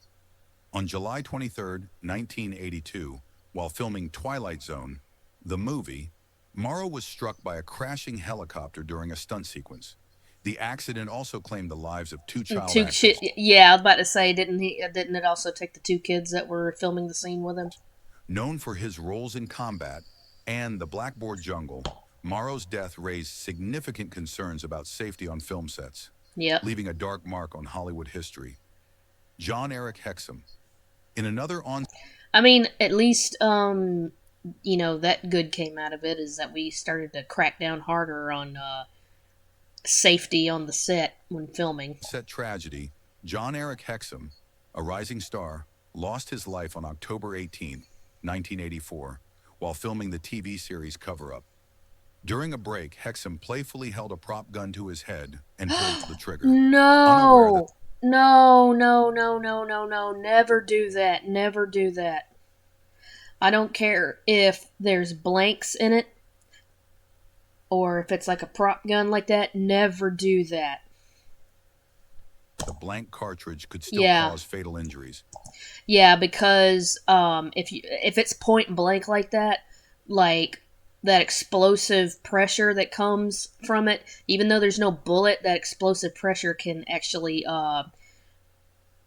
it'll do damage. So never, even if it's a blank, do not point it at yourself like that.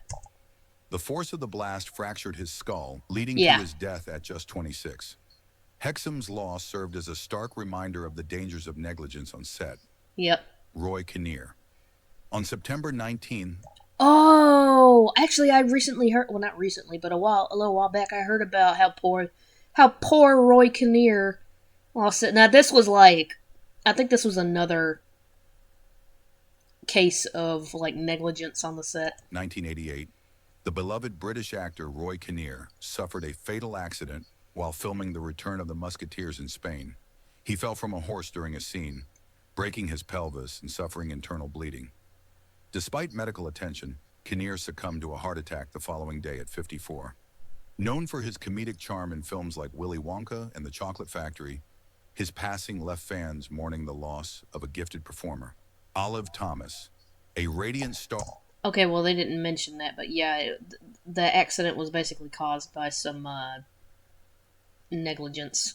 Of the silent film era, Olive Thomas charmed audiences with her beauty and talent, quickly rising to fame as a Ziegfeld Follies performer and actress. However, her life ended in heartbreak. On September 10th, 1920, while vacationing in Paris with her husband, she accidentally ingested a mercury-based medication intended for his use. Despite swift medical attention, she succumbed to her injuries just days later at the age of 25. Thomas's untimely death remains one of Hollywood's earliest and most tragic stories. Grace Kelly. Before becoming Grace Princess Kelly. Grace of Monaco, Grace Kelly was a major film actress and Academy Award winner. She had many adoring fans, but in 1982, Kelly met a tragic end. On September 13th, 1982, Grace Kelly was behind the wheel of her car with her daughter Stephanie in the passenger seat. But during their journey, the unthinkable happened. Kelly's day took a horrifying turn when her vehicle went careening down a 120-foot mountainside. Oh my gosh. While navigating the winding road, the princess had seemingly lost control and failed to make an important turn. Later, Kelly's other daughter Caroline shed light on what actually happened. Stephanie told me, "Mommy kept saying, 'I can't stop. The brakes don't work. I can't stop.' She said that Mommy was in a complete panic. Stephanie grabbed the handbrake. She told me right after the accident, 'I pulled on the handbrake, but it wouldn't stop. I tried, but I just couldn't stop the car.'" Though Stephanie survived, Grace Kelly wasn't so lucky. She sustained harrowing injuries that affected her brain, thorax, and femur. But when she arrived at the hospital, she was still alive. Though the doctors diagnosed Kelly with a cerebral hemorrhage, there was still hope, and they expected her to recover. But then things took a turn for the worse. While at the hospital, Kelly suffered another hemorrhage, but this time, it spelled the end. The following day, her husband, Prince Rainier, gave the doctors the go-ahead, and they removed her from life support. She was 52 years old. However, this wasn't the end of her story. During a later interview, Stephanie revealed some disturbing details about the accident. She remembered that before the incident, her mother had had a headache and even seemed to black out. Days after the accident, doctors revealed that Grace had had a cerebral vascular incident before the crash, which could have been a major factor. Therefore, there are two possible explanations for the tragic crash. A cerebral incident may have meant that Grace Kelly didn't have use of her legs, or she may have simply mistaken the accelerator for the brake. Joe Spinell. Joe Spinell, an actor...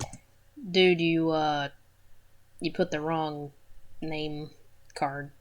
I swear this must be like an AI-generated video, because all of this...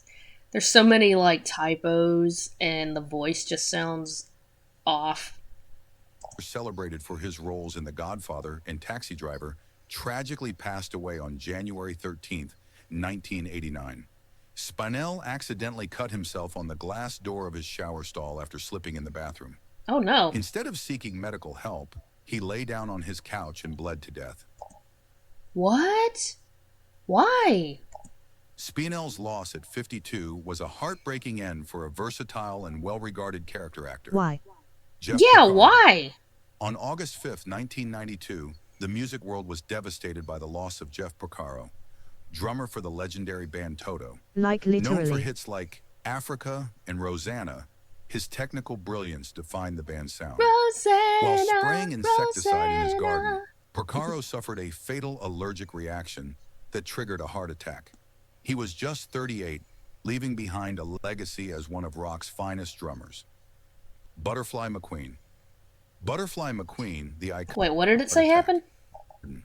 Brilliance defined the band's sound. Oh, he had a heart While attack in his spraying garden. insecticide in his garden, Porcaro suffered a fatal allergic reaction that Oh, triggered an a allergic heart attack. reaction. Okay. He was just 38, leaving behind Okay, a I got legacy it. as one of rock's finest drummers. Damn. Butterfly McQueen. Butterfly McQueen, the iconic actress. Oh yeah, her. Miss Scarlet, I don't know nothing about birthing no babies. Best known for her role as Prissy in Gone with the Wind, died Mhm. tragically on December 22nd, 1995. Oh. A kerosene lamp she attempted to light malfunctioned, catching her clothing on fire. Oh no. Despite medical efforts, McQueen succumbed to her injuries at the age of 84. Her passing marked the end of a remarkable career that spanned decades. Damn. John Denver. On Oh, October John Denver. 12th, Plane 1997, accident. John Denver, the beloved singer-songwriter behind classics like Take Me Home Country Roads, died in a plane crash. Yep. While piloting his experimental aircraft over Monterey Bay, Denver attempted to switch fuel tanks mid-flight, a maneuver that required an awkward reach. This caused the plane to veer uncontrollably, resulting in a fatal crash. Oh. Denver was 53, and his death left the music world in mourning. Yeah. Michael Kennedy. Michael Kennedy, a prominent member of the Kennedy family, tragically died on December 31st, 1997, in Aspen, Colorado. While playing football on skis with family members, Kennedy lost control and collided with a tree. Oh, Despite his jeez. helmet, he suffered fatal injuries and was pronounced dead shortly after. Damn. Kennedy's untimely death at 39 was another tragedy in a family already touched by immense loss. Sonny Bono. On January 5th, Oh no, Sonny Bono. I'm gonna say it right now. Cher did not deserve Sonny Bono. He was too good for her. Just gonna say that. 1998, Sonny Bono, the musician turned politician famous for his work as part of the duo Sonny and Cher, lost his life in a skiing accident. While skiing at Heavenly Mountain Resort in Nevada, Is that John Denver in the picture with him there? Bono struck a tree, sustaining fatal injuries. He Damn. was 62. Bono's death shocked fans and marked the end of a life filled with music, politics, and charisma. These individuals, each brilliant in their fields, faced unforeseen and heartbreaking ends, Okay, I never knew how he died. Oh, that's terrible. leaving behind legacies that continue to inspire and resonate. Natasha Richardson. Natasha Richardson hailed from the famous Redgrave family, and she went on to marry Hollywood actor Liam Neeson. The couple met during I remember hearing about this. the production of 1991's Shining Through. Sadly, the beloved actress met a sudden and tragic end. On March 16th, 2009, 45-year-old Richardson The was Taken enjoying her Guy. time at Mont Tremblant The Taken guy, bruh, he's known for way more than that. ski resort in Quebec, Canada. However, a simple ski lesson sealed her dark fate. Richardson wasn't wearing a helmet while navigating the beginner's trail with her instructor. So when she took a tumble, her head smashed into the densely packed snow. Damn. At first, the actress didn't seem too phased, and by her own account, she felt just fine.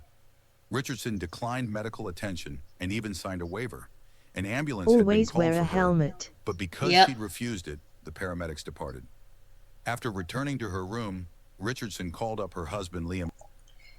If you hit your head, even if you don't feel, even if you feel okay. No if you- offense, like I just don't know why. Trees and snow are deadly. Yeah. If you hit your head, I don't care if you feel fine. Get it checked out. Okay, people? Neeson. Even then, she wasn't worried, telling him, "Oh, darling, I've taken a tumble in the snow." Little did she know, she was in acute danger. The Gosh. situation took a scary turn once Richardson developed a headache. Even more worrisome was her confused state of mind. At 3 p.m., just 3 hours after her fall, another ambulance arrived to assist her. Once she reached the hospital, it became clear that Richardson needed even greater attention, so the staff sent her to another hospital 55 miles away. However, too much time had already been lost. When Liam Neeson arrived at his wife's bedside, he found her on life support. Oh my Natasha god. Richardson was brain dead. Just 2 days after her fall at Mont Tremblant, Richardson was taken off life support. She'd suffered an epidural hematoma, which caused blood to pool between her skull and her brain. Ugh. Payne Stewart. On October 25th, 1999, This is why some of professional these are golfer so Payne very Stewart avoidable. tragically lost his life in a plane accident. Known for his 11 PGA Tour victories, including 3 major championships, Stewart's sudden death shocked the sports world. While flying from Orlando to Dallas in a private jet, the cabin depressurized, causing hypoxia for everyone on board. Oh no. Fighter jets tracked the plane as it flew on autopilot for over 1,500 miles before running out of fuel and crashing into a field in South Dakota. The accident claimed the lives of Stewart, the 2 pilots, and 3 others. He was just 42 years old. Stewart's unique style, including his iconic knickerbockers and Tam O'Shanter hats, made him a fan favorite. His untimely death highlighted the risks of aviation and left an indelible mark on golf, where he is remembered not only for his talent, but also for his sportsmanship and charisma. Earl Anthony. On August 14th, 2001, Earl Anthony, This is why one of I the will greatest never take a professional plane. bowlers in history, My died in a biggest fear. tragic accident at the I'll age of take 63. a bus or subway instead. Anthony, often referred to as the Machine, Yeah, I wonder why they always say it's the safest way to travel. I don't believe that. There was a comedian, I can't remember who it was, but he said, because he was talking about that it's the safest way to travel. He said, yeah, well, if my car breaks down, I don't fall out of the sky. dominated the bowling world during the 1970s and 1980s, amassing a record 43 Professional Bowlers Association Tour titles. While visiting a friend's home in New Berlin, Wisconsin, Anthony fell down a flight of stairs, Oh, no. sustaining fatal head injuries. Oh. Some reports suggest he may have tripped over a pet cat, though this remains speculative.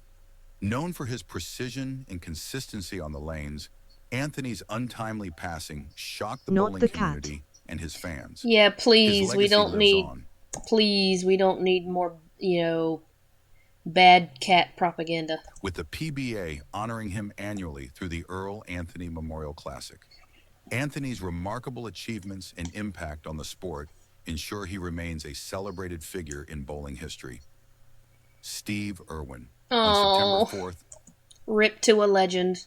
2006, Steve Irwin, the beloved crocodile hunter, died in a tragic encounter with a stingray. Not the goat sad smiling. Irwin, known for his Yeah. fearless Another reason wildlife for the stairs, conservation just efforts and hold on to infectious stair enthusiasm, handle. Well, not every staircase has a little handle, unfortunately. They all should have one. was filming a documentary called Ocean's Deadliest near Australia's Great Barrier Reef. While swimming above a stingray, the animal struck him with its barb, puncturing his heart. Despite his crew's desperate attempts to save him, Irwin Asterisk succumbed to his face injuries. palm asterisk. He was just 44 years old. Irwin's death stunned fans worldwide, as His he was heart. known for surviving encounters Yeah. with some of the world's deadliest creatures. Yeah, see, that's why I said this is like an AI-generated video, I swear. His passion for wildlife and educating others left an enduring legacy. Today, his family continues his conservation work through Australia Zoo and the Wildlife Warriors Foundation, ensuring that Irwin's love for animals and the environment remains a source of inspiration. Ola Brunkert. On March 16th, 2008, His son is continuing Ola his Brunkert, legacy. drummer for ABBA's Mhm. backing band, met a tragic and accidental end at his home in Mallorca, Spain. Brunkert, a vital contributor to ABBA's iconic sound in hits like ABBA. Dancing Queen and Mamma Mia, fell through a glass door while heading to his dining room. Oh, no. The shattered glass caused severe cuts to his neck, Oh. leading to massive blood loss. Jeez. Brunkert managed to leave Mama his home in MIA. search of help, but collapsed and died in his garden. Mamma mia. He was 61 years old. His death marked After a this heartbreaking video, loss I'm for the gonna music list a world, lot of these particularly avoidable for ABBA things. fans who remember him Go as for the it. rhythmic backbone of the band's legendary tracks. Brunkert's legacy endures through the timeless music he helped create, ensuring his contributions to pop music history are never forgotten. Mark Fiedrich.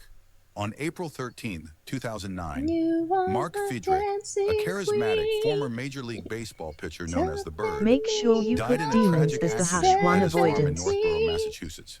Fiedrich was working on his 10-wheel dump Like some truck of these are when his just clothing why, and became once entangled again, in the no truck's offense. spinning power takeoff shaft. Oh, yeah. The No accident offense caused meant, of fatal course. suffocation, cutting short the life of a beloved sports figure. Fiedrich, known for his quirky on-field antics and remarkable Wait, what happened to him? working on his 10 tragic accident at his farm in Northborough, Massachusetts. Fiedrich was working on his 10-wheel dump truck when his clothing became entangled in the truck's spinning power takeoff shaft. Oh, The gosh. accident caused fatal suffocation, cutting short the life of a beloved sports figure. Fiedrich, known for his Don't wear loose clothes around machinery, people. Quirky on-field antics and remarkable pitching skills captivated baseball fans during his rookie season in 1976 with the Detroit Tigers, earning Rookie of the Year honors. His colorful personality and dedication to the game made him a fan favorite. Although his career was cut short by injuries, Friedrich's infectious enthusiasm for baseball left a lasting impression on the sport. His untimely death at 54 shocked fans and underscored his enduring legacy as one of baseball's most memorable characters. Glenn Shaddix. On September... Wait, Glenn Shaddix is dead? Oh hell! I didn't know he was dead. 7th, 2010, Glenn Shaddix, the talented actor known for his role as What? Otho in Tim Burton's Beetlejuice, tragically died following an accident Oh well, damn, and he died a while back. I said 2010. at his home in Birmingham, Alabama. Yo, he lived in Alabama. Shaddix tripped and fell in his kitchen, striking his head on a Startled countertop of smiley. sink. The blunt trauma Yuck. proved fatal, and he Whoa, dang. He looked a little different and older. Dang, another person that slipped and hit passed their away head. at the age of 58. Damn. Renowned for his wit and comedic timing, Shaddix also lent his voice to the mayor in Burton's The Nightmare Before Christmas. I don't think that's right. Was he the mayor? I don't think he was. I thought it was the other actor. What's his name? I'll have to look that up. I don't think that's right. Is it? His performances brought humor and heart to the characters he portrayed, endearing him to audiences worldwide. Shaddix's passing left a void in Hollywood, where his unique talent and vibrant personality were deeply cherished. His contributions to film and television continue to resonate, ensuring his memory remains alive in the hearts of his fans and colleagues. Paul Walker. Whenever you watch the We all know about Paul Walker. Fast and Furious series, Paul Walker comes to mind as the first hero. Tragically, the racer died for the The car same reason he accident. was popular Yep. for. Fast cars and super speed. We On all November know this 30th, one. 2013, Walker was attending a charity event for Reach Out Worldwide, a disaster relief organization he co-founded. He was a passenger in a Porsche Carrera GT driven by his friend and business partner, Oh my god. Roger Rodas. While traveling at high speed in Santa Clarita, California, the car lost control, struck a tree and a light pole, and burst into flames. Oh my gosh. Both Walker and Rodas were pronounced dead at the scene. Walker was just 40 years old. The official investigation attributed the crash to excessive speed and unsafe road conditions. Walker's untimely death left fans and colleagues devastated, particularly as he was in the middle of filming Furious 7. Always slow down. The film was completed using stand-ins Yep. and CGI to honor his That's one reason why I don't like fast cars. character, serving as a poignant tribute to the actor. Anton Yelchin. Anton Yelchin. Now this one was definitely tragic because he was so young, and he was like up and coming as an actor. He was like making his way. On June 19, 2016, Hollywood mourned the devastating loss of Anton Yelchin, a gifted young actor whose career was tragically cut short.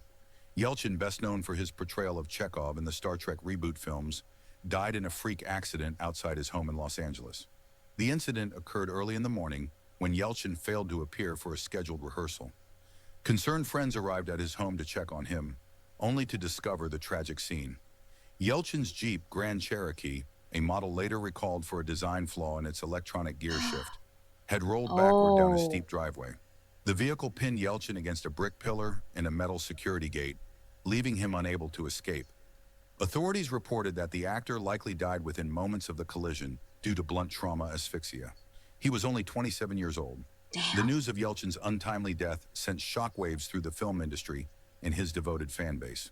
Yeah. Widely regarded as a rising star, Mhm. Yelchin had earned acclaim for his work in Alpha Dog, Like Crazy, and Green Room, showcasing his incredible range and emotional depth. His portrayal of Pavel Chekhov in the Star Trek films brought joy to millions, cementing his place in the hearts of sci-fi fans worldwide. Barbara Weldons. On July 19th, 2017, He was Barbara adorable as Weldons, Chekhov. a rising French singer-songwriter, tragically died while performing on stage at the festival Léo Ferré in Gordon, France. Known for her soulful voice and poignant lyrics, Weldons had recently released her debut album to critical acclaim. During her performance, she was electrocuted, likely due to faulty stage equipment.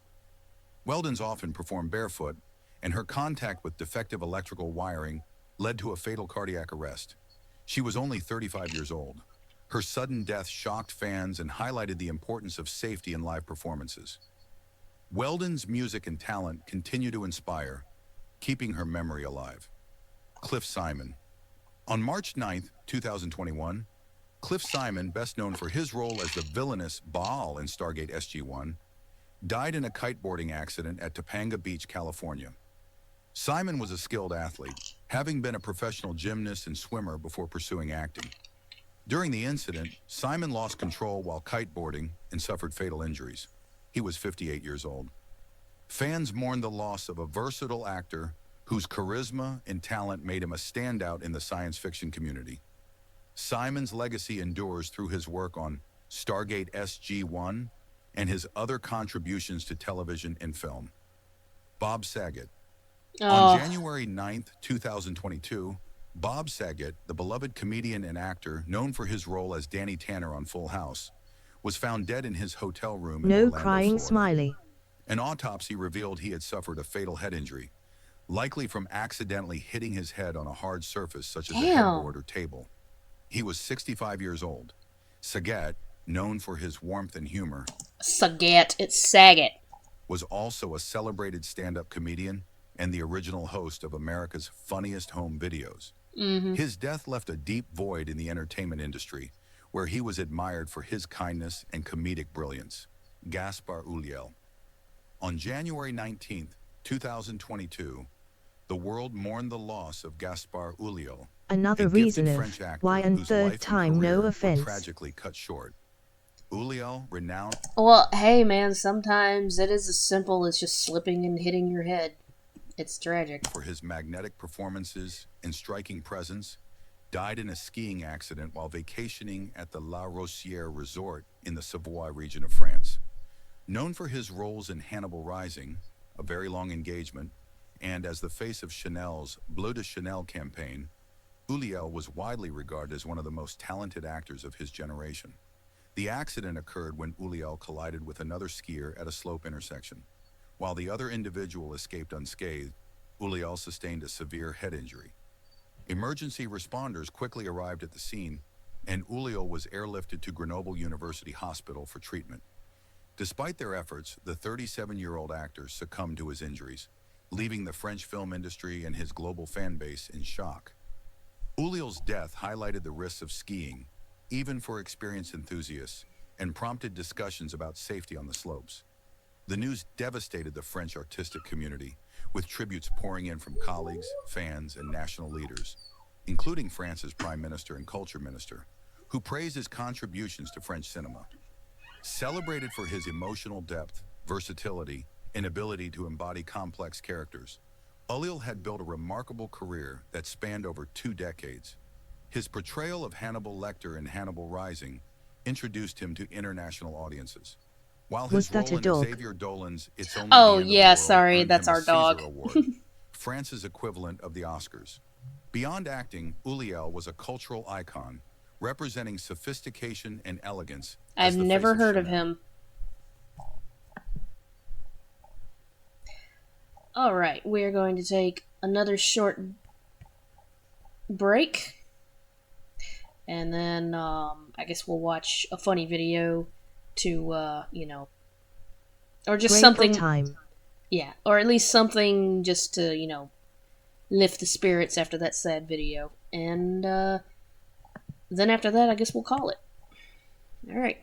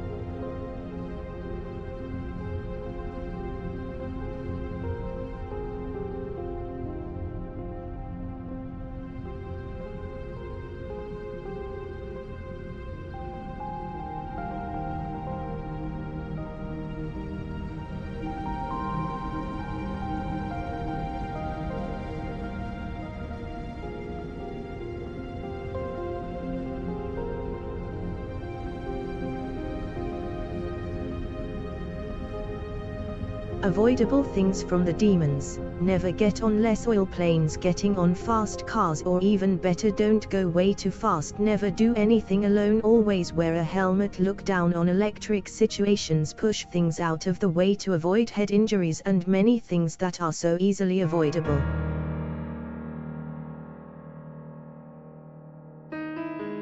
Noted happy smiley.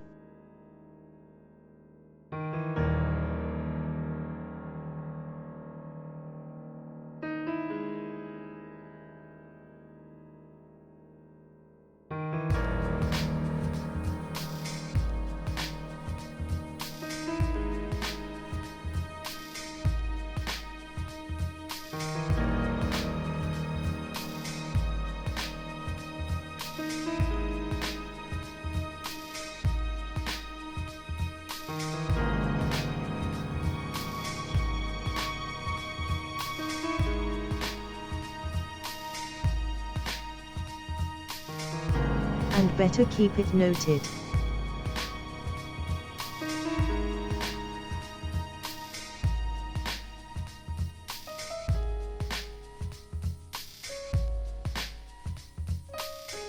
Noted demon.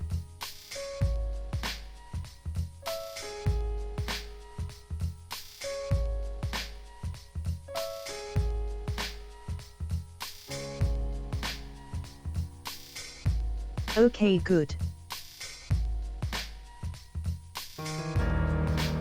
In here is a tragedy. Art thou player or audience? Be as it may, the end doth remain. All go on only toward death. The first words at thy left hand, a false lunacy, a madly dancing man, hearing unhearable words, drawn to a beloved's grave. True madness at last. As did this one, playing in death, find true death at the last. Killing a nameless lover, she pierced a heart rent by sorrow. Doth lie invite truth? Doth verity but wear the mask of falsehood? Oh, thou pitiful, miserable ones. Still amidst lies, the end cometh not, wherefore yearn for death?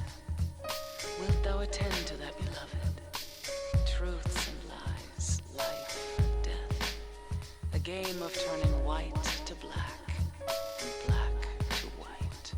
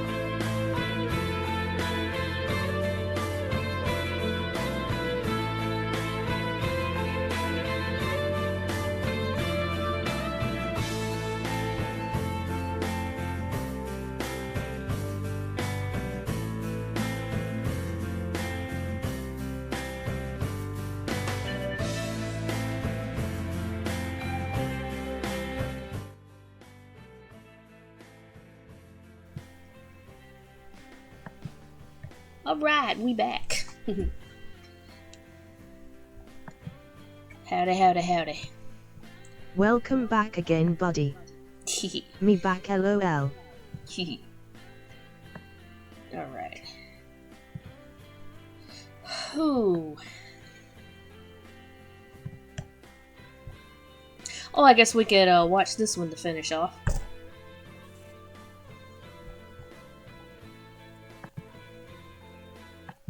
Today we're taking 50 iconic cartoon villains and running them through the Squid Game. Only one villain will walk away with all the money. So let's take a look at our contestants. Welcome to the Squid Game, villains. We're excited for everyone to play. Today's roster of players is as follows. Sheldon J. Plankton, Mr. Burns, Carter Which Peterschmidt, actually Mr. I watched Crocker, all of season 2. I have not actually seen any of it. Cotton Hill, Wile E. Coyote, Ice King, Bill Cipher, Dr. Doofenshmirtz, Rob, Silco, Shigo, Mojo Jojo, Skeletor, Azula, The Joker, Mr. Frog, Slade, The Joker's gonna win all of it. Gargamel, Garrett Bobby Ferguson, Spinell, Shredder, Cartman, Roger, Lord Hater, Bellows, Uncle Ruckus, Aku. Is Roger a villain? I figured he was just more of a nuisance. Nurgle, Professor Calamitous, Vlad, Omni-Man, Vexus, Ren. It's gonna be down between Joker and Omni-Man. Bling Bling Boy, Chris McLean, Adam, Not Harley really, Quinn, cause I Big seen Head, America Dad. Snaptrap, Eamon, Omni-Man. Boog, Evil Morty, Dan Backslide, Darcy, Bluto. Oh, we got some old school Omni-Man, ones. I'm calling it. Oh, we got some classic ones too. Dan Backslide and Bluto. Pete, Tom, Pete. and Jerry, as both Bluto. could be considered the villain. LOL. Following are the ground rules in this Squid Game. Number 1, no outside allies or sidekicks. Number 2, no outside weapons, with the sole exception of any equipment needed to survive. Number 3, no magic. Number 4, natural abilities are allowed. But now it's time to get to the carnage that you've all been waiting for. The first game today is red light, green light. You may move forward when it shouts green light. Stop when it shouts red light. If your movement is detected afterwards, you will be eliminated. Red Light Green Light is a game that's all about speed, agility, and sharp listening skills. The goal is to make it to the finish line as fast as you can. However, Sing it if in a player English, is too happy focused on smiley. the finish line to realize when a red light is coming up, or if they easily panic and accidentally move or stumble when they're supposed to freeze, this game could spell their doom. The first clear winner here is Roger. This persona-obsessed alien has a ton of bizarre powers, but his most useful is the ability to travel at near light speed. And this is just something perfectly normal for him, mind you. Oh yeah, I forgot he could go super speed. My underwear! Can I have those back? Nope, I already sold them to that guy. Even if he moved Ew. when he wasn't supposed to, he couldn't easily just outrun the bullet. Or, knowing Roger, he'd just use someone else as a shield. Mr. Frog would similarly have a pretty easy time. I don't know who this is. He seems to have supernatural speed and strength, if his iconic campaign ad was anything to go by. And just look how perfectly still he's capable of standing before he gets going. Tom and Jerry would both survive as well. They've been shown to be able to cooperate when the situation absolutely demands it. And Yeah. as for their physical stamina, they're used to chasing each other around a lot. Also noteworthy are the characters with extensive military training or combat experience, including Aku, Spinell, Omni-Man, Bill Cipher, Darcy, Shredder, and plenty more. And in addition to the obvious wins, there are a few that you might not expect to do so well. Uncle Ruckus might lose his head after seeing how they let, in his words, colored folk into the Squid Game, but he'd still manage to make it past this round at the very least. I mean, the guy is strong enough to fight against Huey with nunchucks. You thought you was the only one who mastered the ancient and deadly art of the nunchaku? Nunchaku! The nunchaku! I think he can manage a game of red light, green light. Yeah. Finally, the last winner. I don't know, that would be interesting to see. Yeah, colored folk is, not exactly the word that he would use, but we can't say the word he would use, or any other words he would use. We feel the need to mention is Plankton. Given his defeat in the original SpongeBob movie, our first instinct was that Plankton would probably get trampled in all the chaos. But Probably. as What tiny as he he'd is, say. Plankton has one redeeming Oh, yeah. attribute for this game. Intellect. Bro, he's said slurs that I completely forgot about. certainly be smart enough to sneak a ride on one of the stronger contenders like Omni-Man's cape or Shredder's armor. How could this get any easier? But unfortunately, That's a good there are point. a few characters who are saying goodbye here. First up is one of the unluckiest of the bunch, Ed Bighead. Player eliminated. And man, poor Ed. Knowing him, he's probably just pissed about being forced to compete in playground games like Red Light, Green Light. And the terror of being held at gunpoint would only make things worse. Yeah. Physically, he's on the lower end of things. And I think he'd be one of the most likely candidates as Roger's human shield. Now, while he may be incredibly evil, Mr. Burns is so frail that there's no Why way is he's he making it caked through up? this round. Player eliminated. Pause. I have no idea. His blackened heart is barely even beating, so a high-stress playground game would be more than enough to kill this old expired fossil. You can't Yeah. do this to me! I'm Charles Montgomery Burns! And a less obvious loss is that of Chris McLean. Player eliminated. Unfortunately for Chris, Chef isn't here today. And we think he'd be one of the first to go when the pressure's on, once he's on the other side of the deadly Dang challenge Chris. fence. Bling Bling Boy is another early elimination. Okay, campers, our first game today is to find a reason to keep on going. Player eliminated. If Our he first were allowed challenge, his sorry. weaponry and drip, he'd definitely survive at least a few rounds in the competition. I know who this is, unfortunately. Ugh. This cartoon is so ass, bro. It's so ass. But without all that stuff, Bling Bling Boy doesn't really have much going for him other than his For dashing John good he looks, test. which is not going to help him in this contest, unfortunately Sadly, for him. that Man, cartoon I is really just wish that mid-af. he'd be able to last longer. Mid? But No, it's sadly, ass. We can't say that Zim would survive this one. Mid would imply that there is some good to it. Player eliminated. Like a certain other alien in the contest, Zim would be more than willing to use others as stepping stones on his path to victory. The difference, however, is that Zim is toddler-sized, has plenty of weaknesses, and not a lot of powers outside of weaponry, and worst of all, he has Some, just terrible yeah, it's listening just dog skills. water tier. Yeah.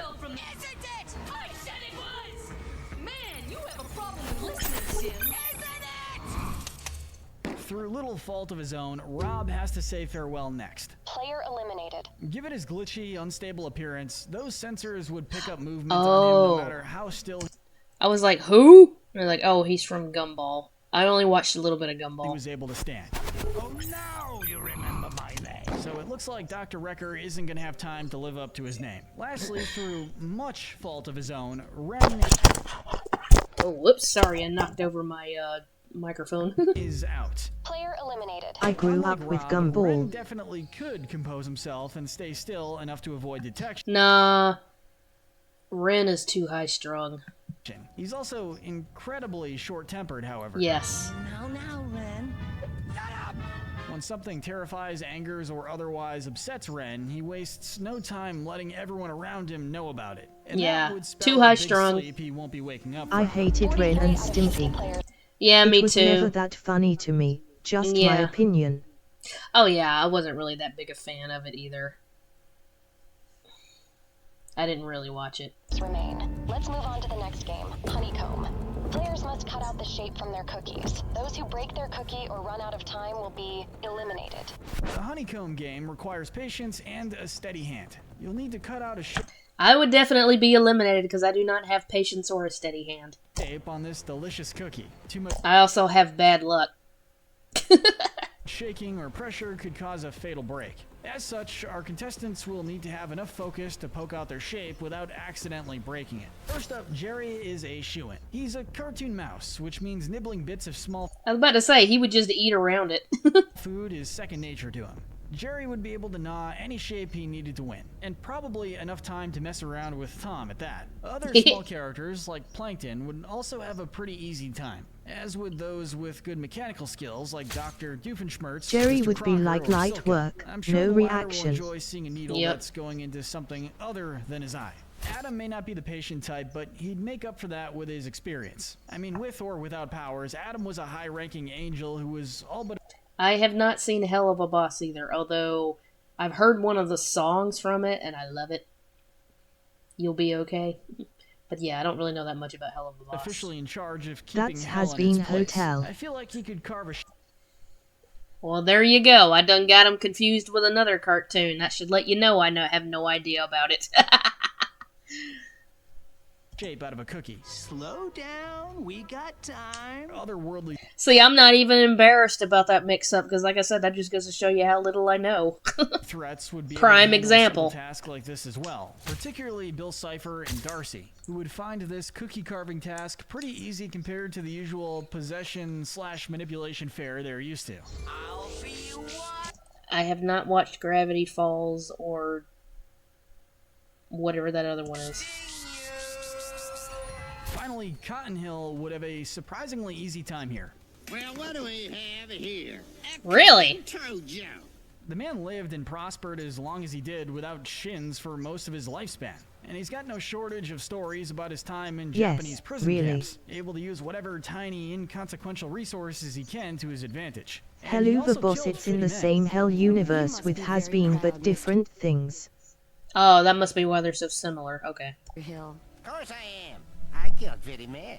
But I while killed it 50 didn't pick men. Cotton this time, it definitely picked a few unlucky losers. Unfortunately, Professor Calamitous is infamous for Yeah, and then Cotton would start trashing everybody else around Which him. was cat.exe. being unable to finish anything. He might get pretty darn close given how much mechanical prowess he has on top of his genius IQ, but that limitation would be his undoing here, especially because there are no big-haired smart kids for him to kidnap and force to finish the round for him. Yeah, I don't know Cartman who that the is. next obvious one. Is he from Jimmy Neutron? I never watched Jimmy Neutron. Oh, Cartman. One of the bunch. Player eliminated. I can't help but feel like he'd get past the first round by sheer luck, but in this round, well, you might have noticed that there is food involved. Knowing him, Cartman would probably eat his cookie and a few others Not before the game Cartman. even starts. On that note, let's think about He would have eaten the whole cookie before the event started. Cartman out of there. the victims of Cartman's cookie theft. He's definitely the type of guy who would steal a cookie from a cat, so this is where Tom has to say goodbye. Tom, But no! even if you aren't quite so impulsive, being strong without the self-control you'd need But to go yeah, with I it think it's could be Jimmy rough as well. Neutron. Bluto New Tom. Well, he is right, though. Even if he didn't get sabotaged by Cartman, he has determination, but Insert no... loud Tom scream sound.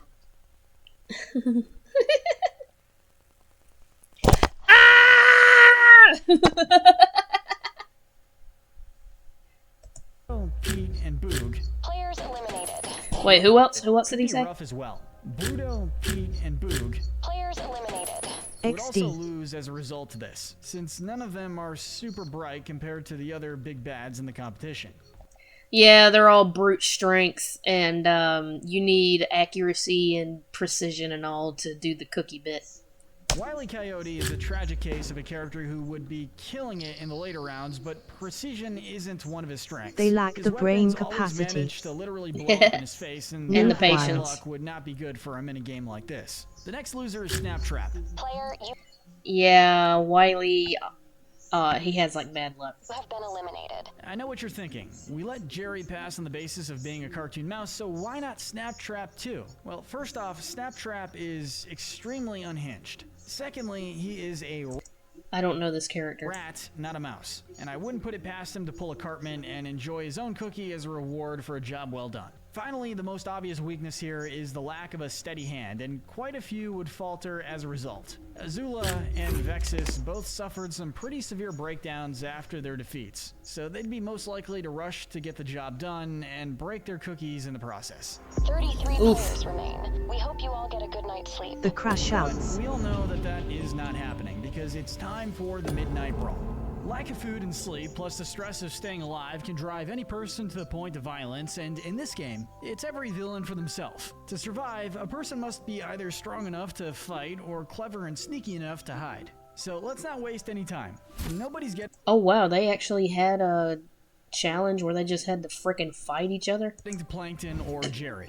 There are enough crevices and air vents around for these two to hide in until the carnage Yup. subsides, so I doubt they'd have anything to worry about. Yeah. Mr. Frog and Roger are both agents of absolute chaos who are willing to do anything to purge their own hedonistic desires. I'll haunt your every dream until finally I lure you into the depths of the sewer. and to your doom. In other words, most of the casualties tonight are probably going to be attributed to one of them. And if there's one character who was made for a midnight brawl, it's Harley Quinn. This would be less of a life or death battle for her and more of a relaxing evening among friends. Yep. Pigs, and Here's the pen. Also Here's the paddle. of women, many would beg to beat them up. And then there are a Omni-Man, lot of strong fighters no here. reaction. Vlad Plasmius, Harley Darcy, win in an Q, instant. Shredder, Adam, Omni-Man, the list goes on. But what about the players who are less lucky? It breaks our heart to do this, but Dr. Doofenshmirtz says some of his last Doofenshmirtz Evil Incorporated. Incorporated. Simply put, he is... New dude. Doof no. Doof no. Isn't malicious enough to straight up murder other people, since he That is doesn't true, fit the yeah. bill of Doofno. pure evil, or anywhere near it, actually. The same can be said for Lord Hater. Player, you have been eliminated. I wanted Have him to to pass stay. his torch of evil Squid Yeah, Game but I skeleton knew over he to wasn't gonna Skeletor. last. Some of the more physically weak contestants He could have will made have an to drop Inator. out here as well, including Dan Backslide. The Brawlinator. The Brawlinator. Behold, my Brawlinator. Who's gonna have to pass his torch of evil Squid Game skeleton over to Skeletor. Some of the more physically weak contestants will have to drop out here as well, including Dan Backslide, Oof. Carter Pewterschmidt, Gargamel, Mr. Crocker, and Garrett Bobby Ferguson. Players eliminated. 4 of them are elderly men, and the other is a nearly disembodied head who, let's be honest, everyone is thoroughly creeped out by at this point. And finally, a double elimination. All First boomers. is Nurgle. Player eliminated. This might seem like a shock since Nurgle is familiar with the underworld and is as dark as any shadow, so it seems like hiding and fighting would Was be she well within dabbing? his means, right? Well, enter Uncle... No, they weren't dabbing. They were cycling past a place of ill repute. Yes, they were. LMAO. Shut up. Let me explain. They were cycling past a place of ill repute, which was that saloon bar place. And they're very clean cut, squeaky clean, goody goodies. So they were shielding their precious innocent eyes away from that place. Uncle Ruckus. Player eliminated. This proud black white supremacist could tolerate black people in his competition for a little while, but when one of them decided they could use their color to their advantage in this challenge, But oh boy, he had another thing Oh coming. lord. Imagine a Mortal Kombat Squid Game just like this. What is it? Imagine Mortal Kombat Squid. Ooh, that'd be cool. The jury will now go off and deliberate on. Guilty! which unfortunately would spell... I don't need to deliberate. Hang him now. I got the rope right here. the end for Nurgle. That is so And messed less, up. Unfortunately for Ruckus, who just drew plenty of attention to himself. The others Uh-oh. may be evil, but most of them aren't racist, at least. Good morning, players. After last night's brawl, 24 players remain. Please Oh no, Ruckus is gone. prepare for our next game, Tug of War.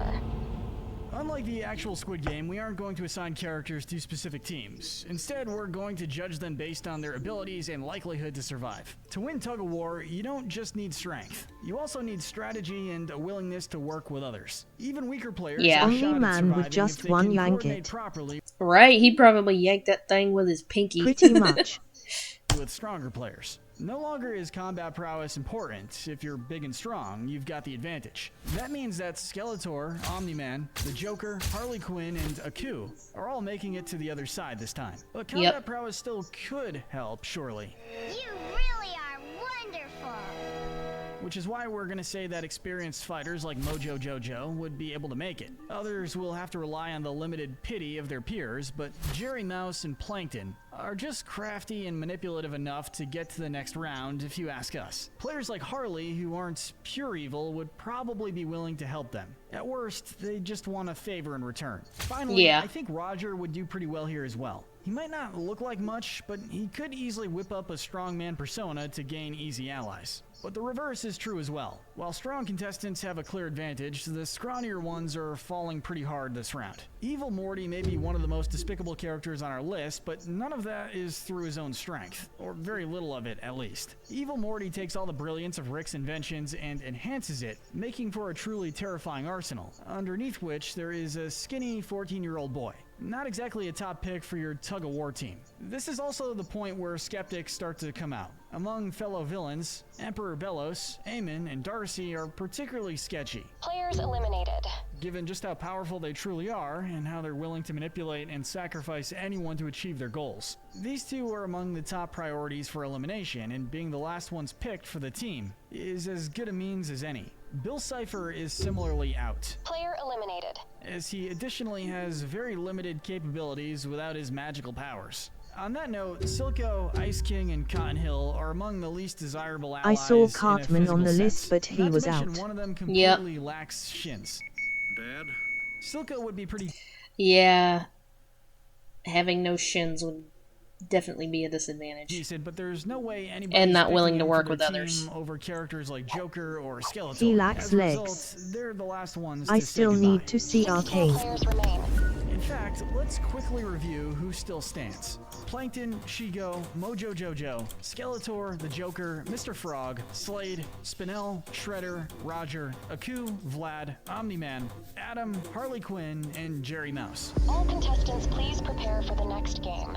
Marbles. You will Marbles? play the game of your choice with your partner. The player to take all 10 marbles wins. The loser will be eliminated. Marbles is an interesting one, at least in the context of Squid Game. There are multiple ways for pairs of players to play their marble game. Some will choose luck, some will choose skill. Or you could go the more interesting route and choose manipulation. Roger is a master of disguise and manipulation. He'll use any means necessary to get what he wants, and knows just how to get under someone else's skin. Literally, if he feels like it. A diversion? Oh, this is a caper, like in the movies! Even if Roger lost, he'd probably just take his opponent out himself and cosplay his way to the next round. What are you doing here? Come to pay respects to one of my best characters ever. The more experienced supervillains are at an advantage here too. Shigo is the one really calling shots in her line of work, so it's hard to imagine her having much of a difficult time in whatever game she's choosing. What did we agree on? I don't touch anything. Slade, Joker, and even Plankton are similar cases.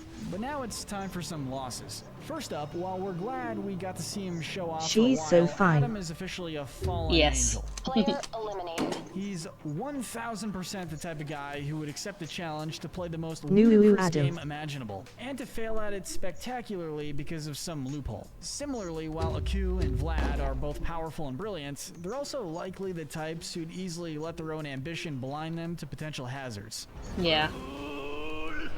Nothing of this world can harm me. Especially Vlad, who burned the only bridge he had left to destroy the Disasteroid, only to find out that it just straight up can't be touched by ghost energy. As far as loopholes and other mind games go, Harley Quinn's repeated manipulation at the hands of the Joker means that she's going to have one of the sadder eliminations of the day. The same can be said for Spinel, Player eliminated. who was ghosted for thousands of years before she found out New her Harley. best friend just decided to bail on her completely. And at this point, honestly, we kind of just have to go through the process of elimination. Omni-Man isn't quite on the same level of evil genius as the rest of these guys, so he's out. Mr. Frog's iconic chaos. Omni-Man, no! God dang it. Oh man, I was hoping that he would win. Apparently he's not clever enough. Us wouldn't be the best for a mental game, so we're not betting in his favor. I'm so ANGY. And while Jerry Mouse is a crafty little guy, he's not anywhere near the sheer diabolical magnitude of the other contestants remaining. Jerry, no! But I will say it is absolutely hilarious God that dang he's it, made Jerry. it this far. Only 8 players remain. Please prepare for our next game. Glass Stepping Stones. Now this game is another tricky one for a hypothetical scenario. As much as this game God, relies no, on luck, Jerry. there is one strategy to it, however. That being the advantage of going last. After a lot of glass Oh, this is pieces that have glass already been pane broken. As thing. such, those who have a big enough ego to want to try a game first will likely seal their doom. This is where Dude, did you just push him? will make it to the final 2, so 6 more have to go this round. Out of all the remaining baddies, Roger is easily the most egotistical And of the also, bunch. yes. Player eliminated. While he Damn. is highly Honk, observant, honk. meaning he'd probably Every make it person past a form few of the themselves, stones. LOL. This is where the hypersexual extraterrestrial falls back down to Earth. Long gone, Roger. Next, we've been pretty gentle to Plankton in terms of the whole not getting trampled thing, but come on, man.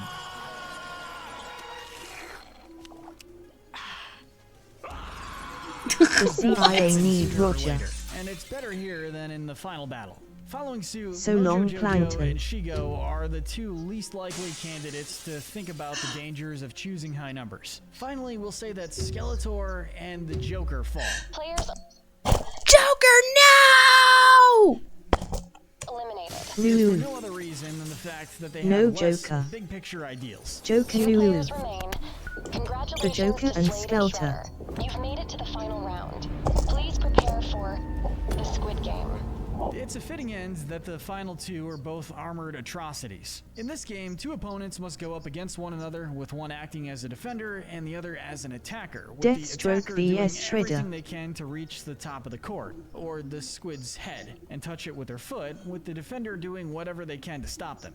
Or, at least, that's how Shredder Squid need to Game is wins. traditionally played. Here, though, it's more of a battle to the death type of deal. These 2 are both seriously terrifying threats, even outside the context of Squid Game. Both of them are armored up with suits that are strong enough to the point where the whole no weapons rule won't even affect them. On that note, Slade has such superhuman strength, speed, and endurance that his lack of superpowers is a minimal issue. The guy can fight all 5 Titans at once Certified and barely crash break a outs. sweat, so fighting just one of the Shredder should be no problem, right? Well, not necessarily. Shredder is way more dangerous than some people give him credit for. Also superhumanly strong and speedy, with particularly stabby armor that allow him to get around the aforementioned no weapons rule. These 2 would be able to fight on pretty even footing in one-on-one combat. I mean, seriously, Shredder Ultron and Slade Shredder are was both a heavily menace. armored martial artists with decades of experience and the conviction and skill to match. With that surprisingly balanced Why does match, it Deathstroke all look comes down like to one final Deadpool? factor. Who has more Because Deadpool is kind of a Deathstroke ripoff. No matter how much Rob Liefeld protests such, it's very obvious. more endurance? It's too late to change your mind now. Far too late. And to put it simply, it's gotta be Slade, since according to the Season 3 DVD commentary, he has the power to heal himself. If Shredder got a good hit on Slade, which is fairly likely, Slade would just need to parry and dodge his way into some healing time. On the other hand, a calculated enough series of strikes by Slade would end Shredder. If he had his Super Shredder form, it might be a different story, but for today's episode, Slade has slayed the I competition. always call him Become today's Deathstroke. victor and the ultimate cartoon villain, Squid Game. Till the next time. Well, I think they call him Slade in the Teen Titans show because they thought Deathstroke was a little too dark of a name for a teen show, teen/kid show. So yeah. I'm Turtles. Au revoir. Player eliminated. Rest in peace, Uncle Phil, aka the Shredder. Congrats, Yes. Deathstroke. Oh, here's another one, the animated movie villains. Today we're taking 50 of One the most more. iconic animated movie villains and running them through the Squid Game. Only one villain By the way, give it up for 3 hours. and will walk away with all that money. So let's introduce our contestants. Welcome to the Squid Game, villains. We're excited for everyone to play. Today's roster of players is as follows. From Disney animated movies, we Bowser, have I'm calling Scar, Ursula, Shan Yu, Cruella de Vil, Gaston, Captain Hook, Jafar, Hades, Maleficent, Yzma, Dr. Facilier, Lady Tremaine, Professor Ratigan, Judge Claude Frollo, Professor Ratigan! and Governor Ratcliffe. Our Pixar villains include Syndrome, Charles Muntz, Sid Phillips, Hopper, Lotso Huggenbear, Stinky Pete, Ernesto De La Cruz, Chick Hicks, Randall Boggs, and Henry Waternoose. Our players hailing from DreamWorks Animation include Lord Farquaad, Fairy Godmother, Rumpelstiltskin, Prince Charming, Vantra, Tai Lung, Lord Shen, Kai, Jack Horner, Titan, Pitch Black, Grimmel the Grizzly, Drago Bloodfist, and Professor Marmalade. Our 5 players from Illumination Studios are Gru, Vector, of course, Baltazar Brat, Scarlet Overkill, and Bowser. And last but not least, our final villains from Sony Pictures Animation include Abraham Van Helsing, Tank Evans, Chester V, Kingpin, Doc Ock, and The Spot. But let's familiarize ourselves with the rules. The following are the ground rules in this Squid Game. Number 1, no outside allies or sidekicks. Number 2, no outside weapons, with Who the is sole the exception Spot? of any equipment needed to survive. He's a Spider-Man villain, dude. Number 3, no magic. Number 4, natural abilities are allowed. And that about sums it up, so let's stop delaying the inevitable and get to the good stuff. The first game today is Spider-Man Red Light, Green villain. Light. You may move Yes. forward when it shouts green light. Stop when it The shouts guy red who light. can make If your Portal movement is form the detected new afterwards, Spider-Man you will be movie. eliminated. Yes. Well, I mean, he's not new, but yeah, he basically can make little portal holes to slip in and out of. This is a game that's all about speed, agility, and sharp listening skills, but also calmness A under Spider-Man pressure. villain Right off that the bat, appeared in Chick Across the Hicks shouldn't have any Spider-Verse issues and the abilities to create it holes and make anyone accidentally hit someone by themselves. in the first round. I mean, just look at him. Not only is Chick Hicks a race car, but he's also a professional race car. And as a result, he'd cross that finish A line human pretty portal quick. gun. And then a couple other Pixar villains Yeah, basically a human portal gun. That's a good way to look at him. were made for this challenge. Lotso Huggenbear and Stinky Pete. Toys in the Toy Story universe have what seems to be some kind of instinct to instantly fall unconscious when there are people around. And even if this is a bit of a different context, they'd still be doing what comes most naturally to them. Vantra would definitely have the easiest time out of all of DreamWorks villains. Since she doesn't have any human limitations to worry about, and being a robot, she's pretty well versed in following orders. Villains with battle experience would have a similarly easy time, like Tai Lung, Shan Yu, Syndrome Bowser, and our main man Gru. But sadly, not everyone is on equal footing here. We do have a few first-round eliminations to talk about. The first contestant to go, in 50th place, is Governor Ratcliffe. Player eliminated. Now, you might think this is because Ratcliffe isn't in the best physical shape for the challenge, but that's the least of his concern. You see, dude's a hothead. When Ratcliffe entered the scene, he saw something that bothered him right away. They not only allowed people I of want to different see how far Gaston will go. races, but different species to compete against him. I told you those savages couldn't be trusted. Naturally, Man's defeated by racism. Ratcliffe saw this as an outrage and immediately demanded to speak to the manager of the competition, and he didn't get to do that. Really? Lady Tremaine seems like she could also fall into that "may I speak to the manager" category, but in her case, she'd be more likely to lose on the sheer basis that she's an old lady who relies on others to do most stuff for her. She isn't exactly the athletic type, Karen, and her sense of LOL. entitlements would Pretty much, probably yeah. make her feel no need to rush. Either that, or she'd just straight up panic. And on the topic of panicking, Gaston's showdown with the Beast proved that he doesn't have too much in the way of composure. So Yeah. the moment actual danger was shown, he'd be on his knees begging for mercy, which would Because Gaston is a true coward. definitely fall on deaf ears. Player eliminated. Some of the non-human characters are also at Dang, a that's quick. disadvantage here, but Hopper has the worst hand of the bunch. In a world of bugs, sure, Hopper is a pretty terrifying threat, but in the context of a That huge was competition fast. like this, well, Hopper is a bug. And he doesn't even have a silly outfit or anything to hide behind like Ratigan. The dude's just a normal fascist grasshopper, so if he didn't get caught by the cameras, he'll almost definitely end up trampled. Player eliminated. And our last three losses return to the realm of human contestants. Titan, Lord Farquaad, and Abraham Van Helsing.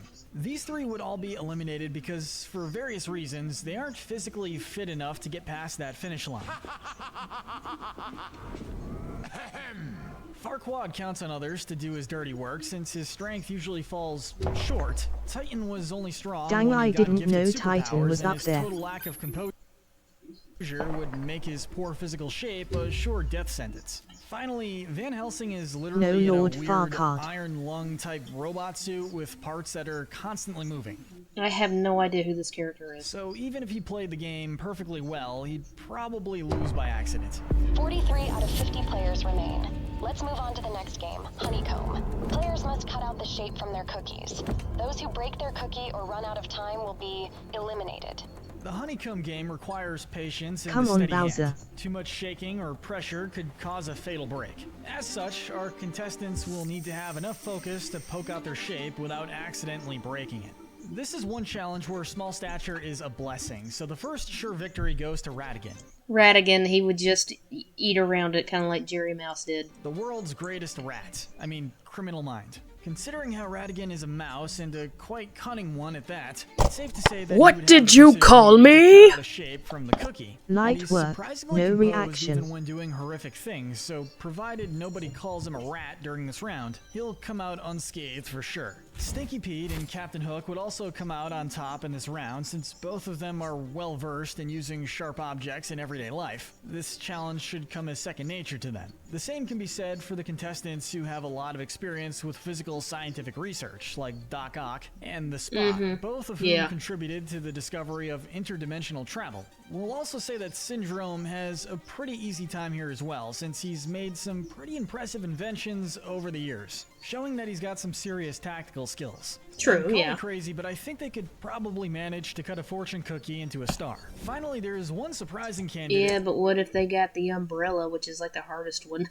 we have to mention. Bowser sails quite smoothly through this round. It might be shocking since he's a gigantic fire-breathing turtle, but need I remind you how elegantly this man plays Let's the go, piano? Bowser.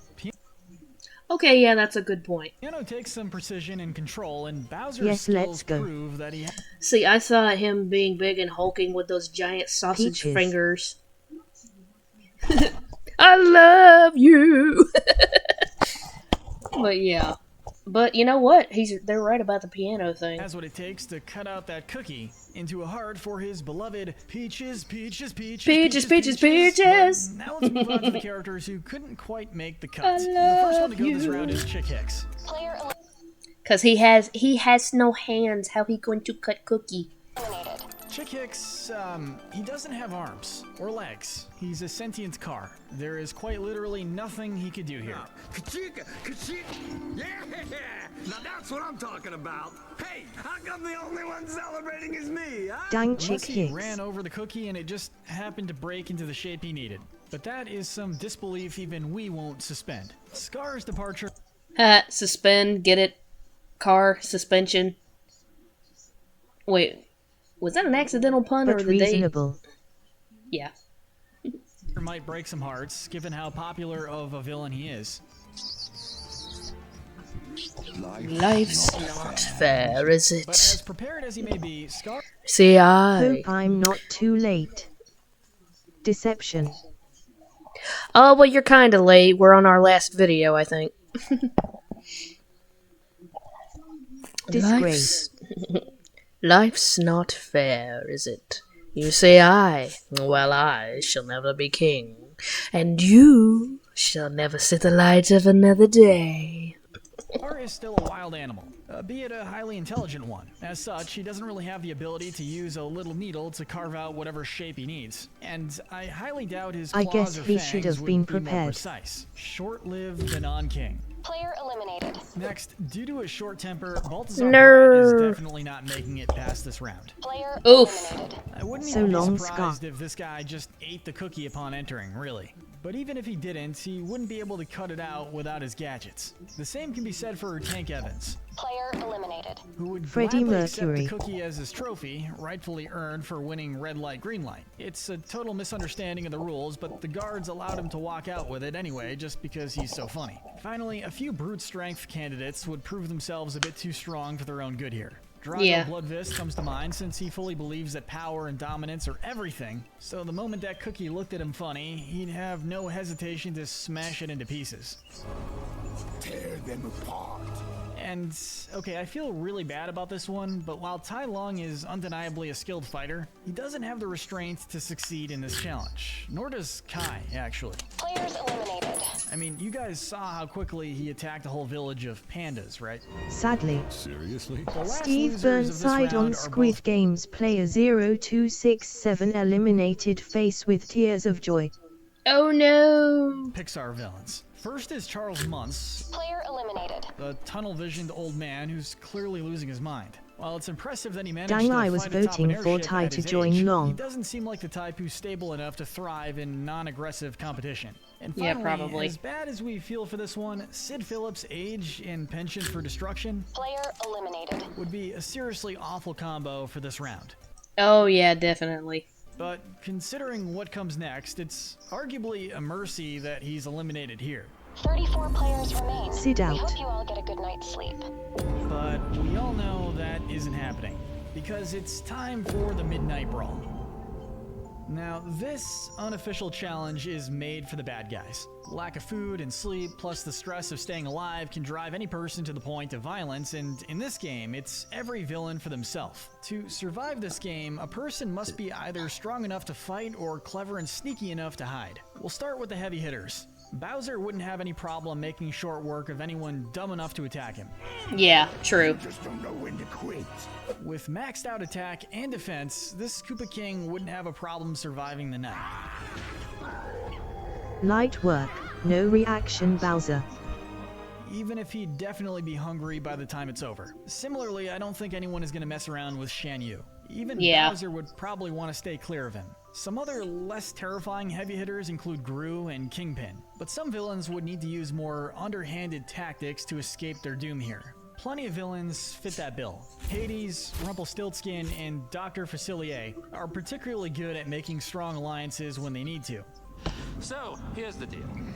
Even just to achieve their own personal ambitions, so surely they could pull out those talents to save their own lives.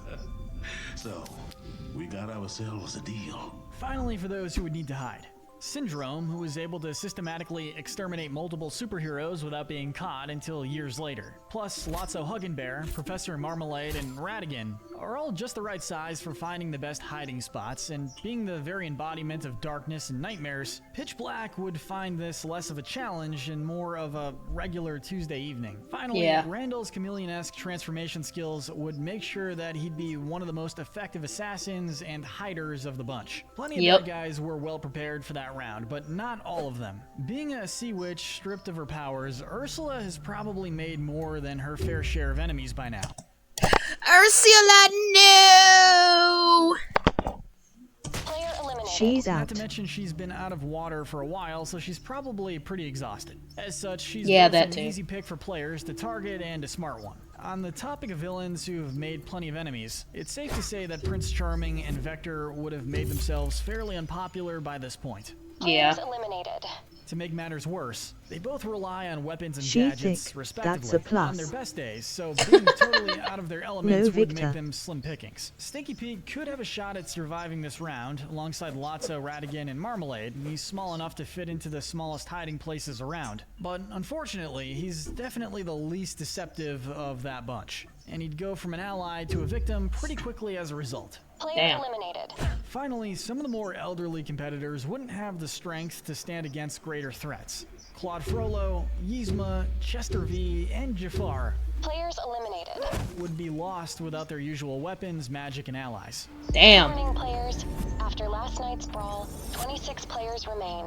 Please prepare for our next game, Tug of War. So long, boomers. Now, unlike the actual Squid Game, we aren't going to assign characters to specific teams. Instead, we're simply going to judge them based on their abilities and likelihood to survive. Even weaker players have a shot at surviving if they coordinate properly with stronger players. Bowser will that win. means that manipulative minds like Maleficent, Dr. Facilier, and Hades wouldn't have much of an issue getting people on their side. Sure, by this point, everyone's going to be more skeptical of each other, but these three in particular are very good at making their victims seem more like business partners or even friends. But for the truly weak characters, they need to rely on pity. Oh dear, what an awkward situation. That's where Lotso and Professor Marmalade come in clutch. I mean, who could possibly leave behind the cute little guinea pig or the big ol' hugging teddy bear? I mean, then again, you have to be a total freaking idiot to be on your life or death tug-of-war team, but we'll assume that they just eke by. Well, that's terrifying. Let's try something simpler. And still, brute strength goes a long way. Bowser, Shan Yu, Gru, Jack Horner, and the relentless Lord Shen all have some kind of experience with war or large-scale fights in general, so they'd certainly be seen as worthy allies to have. And finally, the literal monsters, Randall and Mr. Waternoose, would be able to make it through this round, although in Randall's case, it's only because of his alliance with Waternoose, who has, like, a ton of legs that would come in handy in this challenge. But let's go over the eliminations. As we mentioned earlier, this is where people are probably going to be more critical of who they work with. A fact that Professor Ratigan is going to have to learn the very Ratigan, no! hard way. Player eliminated.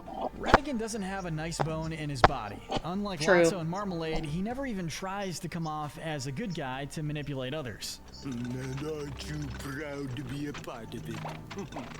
You have to... I mean, you remember that one verse in his villain song? Even meaner, you mean it, more than those widows and orphans you drowned.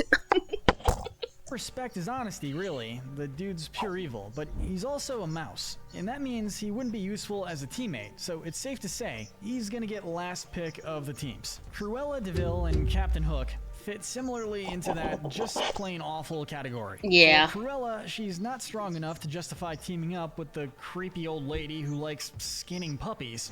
Yeah. It's impossible. And for Captain Hook, well, he's not that bad compared to some of the others, but the guy has a hook for a hand, and that would make it kind of difficult for him to contribute his full strength. Sorry, True. Hook. Finally, Rumpelstiltskin, Pitch Black, and Grimmel the Grizzly all fit into the category of characters who aren't physically strong enough to recruit, and are simultaneously too shady to trust, so with that unfortunate combination, they're gonna Literally in Pitch Black's case. have to say goodbye to make way for our final 20. 20 players remain. In fact, let's review who's left. Our remaining players are Hades, Shan Yu, Maleficent, Dr. Facilier, Syndrome, Lotso, Randall, Mr. Waternoose, Ernesto de la Cruz, Fairy Godmother, Lord Shen, Ventra, Jack Horner, Professor Marmalade, Gru, Scarlet Overkill, Bowser, Kingpin, Doc Ock, and Spot. All contestants, please prepare for the next game. Marbles. You will play the game of your choice with your partner. The player to take all 10 marbles wins. The loser will be eliminated. Marbles is an interesting one, at least in the context of Squid Game. There are multiple ways for pairs of players to play their marble game. They could focus on accuracy, or how far they can roll their marble, or they can simply guess how many marbles are in their opponent's hand. These games often rely on skill or luck. Of course, you could always go the underhanded route and choose the smartest option, manipulation. Being an absolute master of sleight of hand, Dr. Facilier won't have any problems with this one. Sure, he may not be able to contact his friends on the other side right now, but he's still a skillful gambler who can easily charm his way into conning Oh, a sucker yeah, out of definitely. their spot in the game. Speaking of sleight of hand, the Spot's body has, like, multiple vortexes all over it. He could easily hide some of his marbles, or his opponents, anytime he wants, without technically breaking the no magic rule. Clever guy. Hi. Sorry to bug you. I know you're busy. Sorry. What do you want? Now, if we're gonna talk... Was that Ryan Reynolds? Did Ryan Reynolds play the Spot? Talk about characters who are just plain good at lying, Ernesto de la Cruz is near the top of the list in that regard. This guy managed to convince a whole country that he, for... Oh, well, who is it? A new Oddverse Mortal Kombat 11 video. Yeah, we watched that one earlier. Generations was this amazing musician, when in actuality, he was just a thief who betrayed his best friend and stole his music. Winning a game like this would be a piece of cake for such a treacherous snake. There are more characters who would do pretty well in this game, but Jason let's move on to the Schwartzman. eliminations. We don't want to The 100th episode. First up, this is where Hades falls from the River Styx into Oh, the 100th episode? Player eliminated. Hades' godhood isn't going to help him much here, and my best bet is that he'll lose the same way he did to Hercules in the movie. by deciding to bet it all on a game he's convinced is a surefire win, only for it to spectacularly blow up in his face. Yeah. Bowser is another villain whose pride would be his downfall. No, And Bowser! on top of that, so would his naivete. Seriously, after everything Bowser put Peach and her people No. through, Love really makes a guy come out of his shell. Are you kidding me? he still No. genuinely believed she'd marry him, or at least he kinda did. He may be strong, but this Koopa King is no genius. In fact, he's downright delusional. So whoever got him as a partner would just have to stroke that ego a little bit to get by. Syndrome is another fiery, red-headed monster and equally screwed. You just know this guy would be way too cocky for his own good. Oh yeah, definitely. Come on! You gotta admit this is cool. And he'd only catch himself Now once I it was got already Groot. too late. Shan Yu would OMG almost Nulu. certainly end up pitted against someone way Justice smarter for than browser. himself, and he'd learn the hard way that military strategies don't equal good gaming skills. Scarlet Overkill is definitely gone here, since she's a very highly paranoid person in general, so there's no doubt she'd overthink whatever game she ended up playing. The same can be said for Lord Shen. Player eliminated. Because the guy who committed genocide because of some random prophecy would not be able to handle this kind of pressure. After those two, our final Illumination villain, Gru, has met the end of his thrilling double life. Player Gru, no! eliminated. It's not because of a lack of skills or anything. Gru just doesn't seem like the type God to dang it, ruthlessly get Nulu. someone killed anymore. Not And Gru. he's a clumsy guy in general. Mr. Waternoose Well, I guess that's fair. 1,000 marbles before he let himself lose, but with a slimy ally No, like Gru. Randall on his side, Are he you kidding definitely me? wouldn't have enough time to do that. What are you doing? Take your hand. And at this point, most of the remaining villains are pretty brilliant, so it's a close call. We're gonna say that the final two eliminations this round go to Vantra, who, being a computer, could play a game in a very simplistic way, which would allow her opponent to point out some kind of loophole she missed, evil genie style.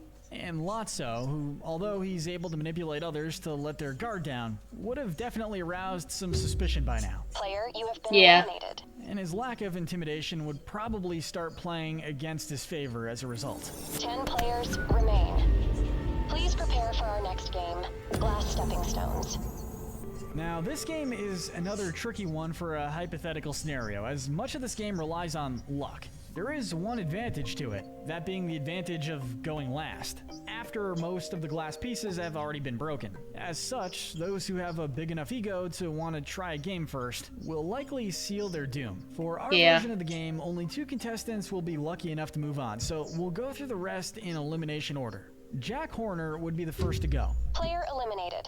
He's definitely the type of guy who would cut in front of kids in line for an ice cream truck, so insisting on going first in any game would be a must for him. Ernesto de la Cruz He's a big boy. and Maleficent Yep. have similar senses of entitlement, so if those two don't kill each other deciding who gets to go after Jack, they'd be in for a rude awakening afterwards. And at this point, the whole every villain for themselves thing is pumped full of steroids. So while Professor Marmalade might have gotten pretty far from his cuteness and manipulation tactics, he'd end up being used as, well, we'll call it a glass safety tester.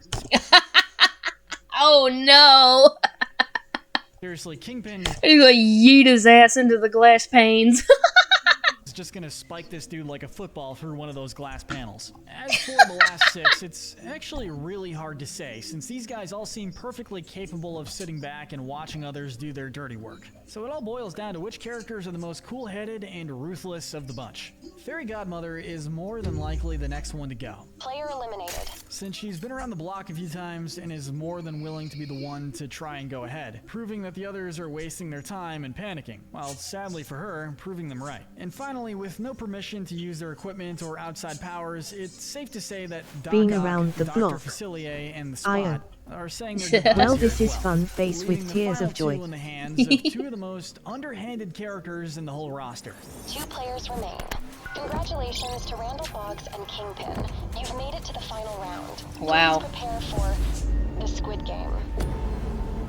In this game, 2 opponents must go up against one another, with one acting as a defender Kingpin. and the other as an attacker, with the attacker doing everything they can to reach the top of the court, or the squid's head. and touch it with their foot, with the defender doing whatever they can to stop them. Or at least that's how Squid Game is traditionally played. Here though, it's more of a battle to the death type of deal. Now, both of these two contestants have some impressive feats. Kingpin, for one, is huge, even without superpowers, and even with the fact that he usually waits on others to do his bidding for him. What are you waiting for?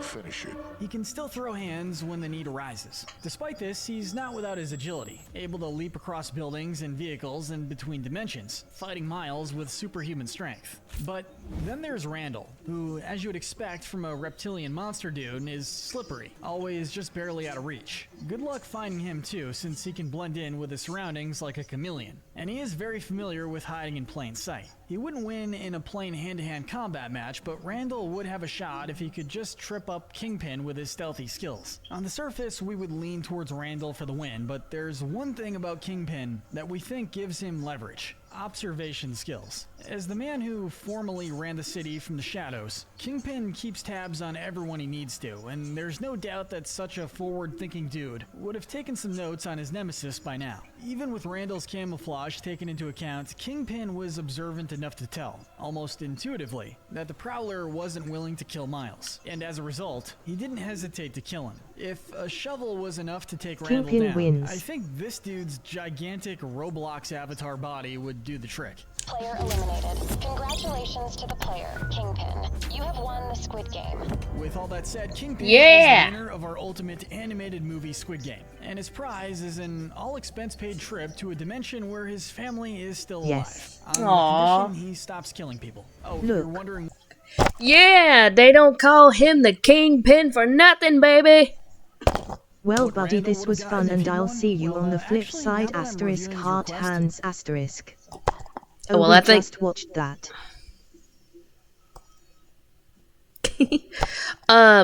Yeah, I'm probably going to call it here myself. So, hey, for the first time, you actually stayed for the whole broadcast. Oh, yeah. Yup. Okay, then. But So, later, buddy. yes. Yup. Bye-bye. Alright, so, thank you guys for joining me on another Saturday chill stream. And just a heads up for the New My Year's. favorite Twitch streamer. Aw. Just a heads up. Probably we'll premiere it on our next stream. But that New Year's surprise I told you about, you'll be seeing it. So make sure you tune in for that. But I had fun. I hope you guys had fun. Remember, I have the links for my YouTube and my Discord on my Twitch page, and I'll be trying to keep up with regularly uploading on my YouTube as well, and all. There's a donation option on the Twitch page. It's not required, but much appreciated. Yeah, I guess that's about it, guys. I'll see y'all in the next stream where we will continue with some more Saints Row the Third. And, yeah, I love you guys.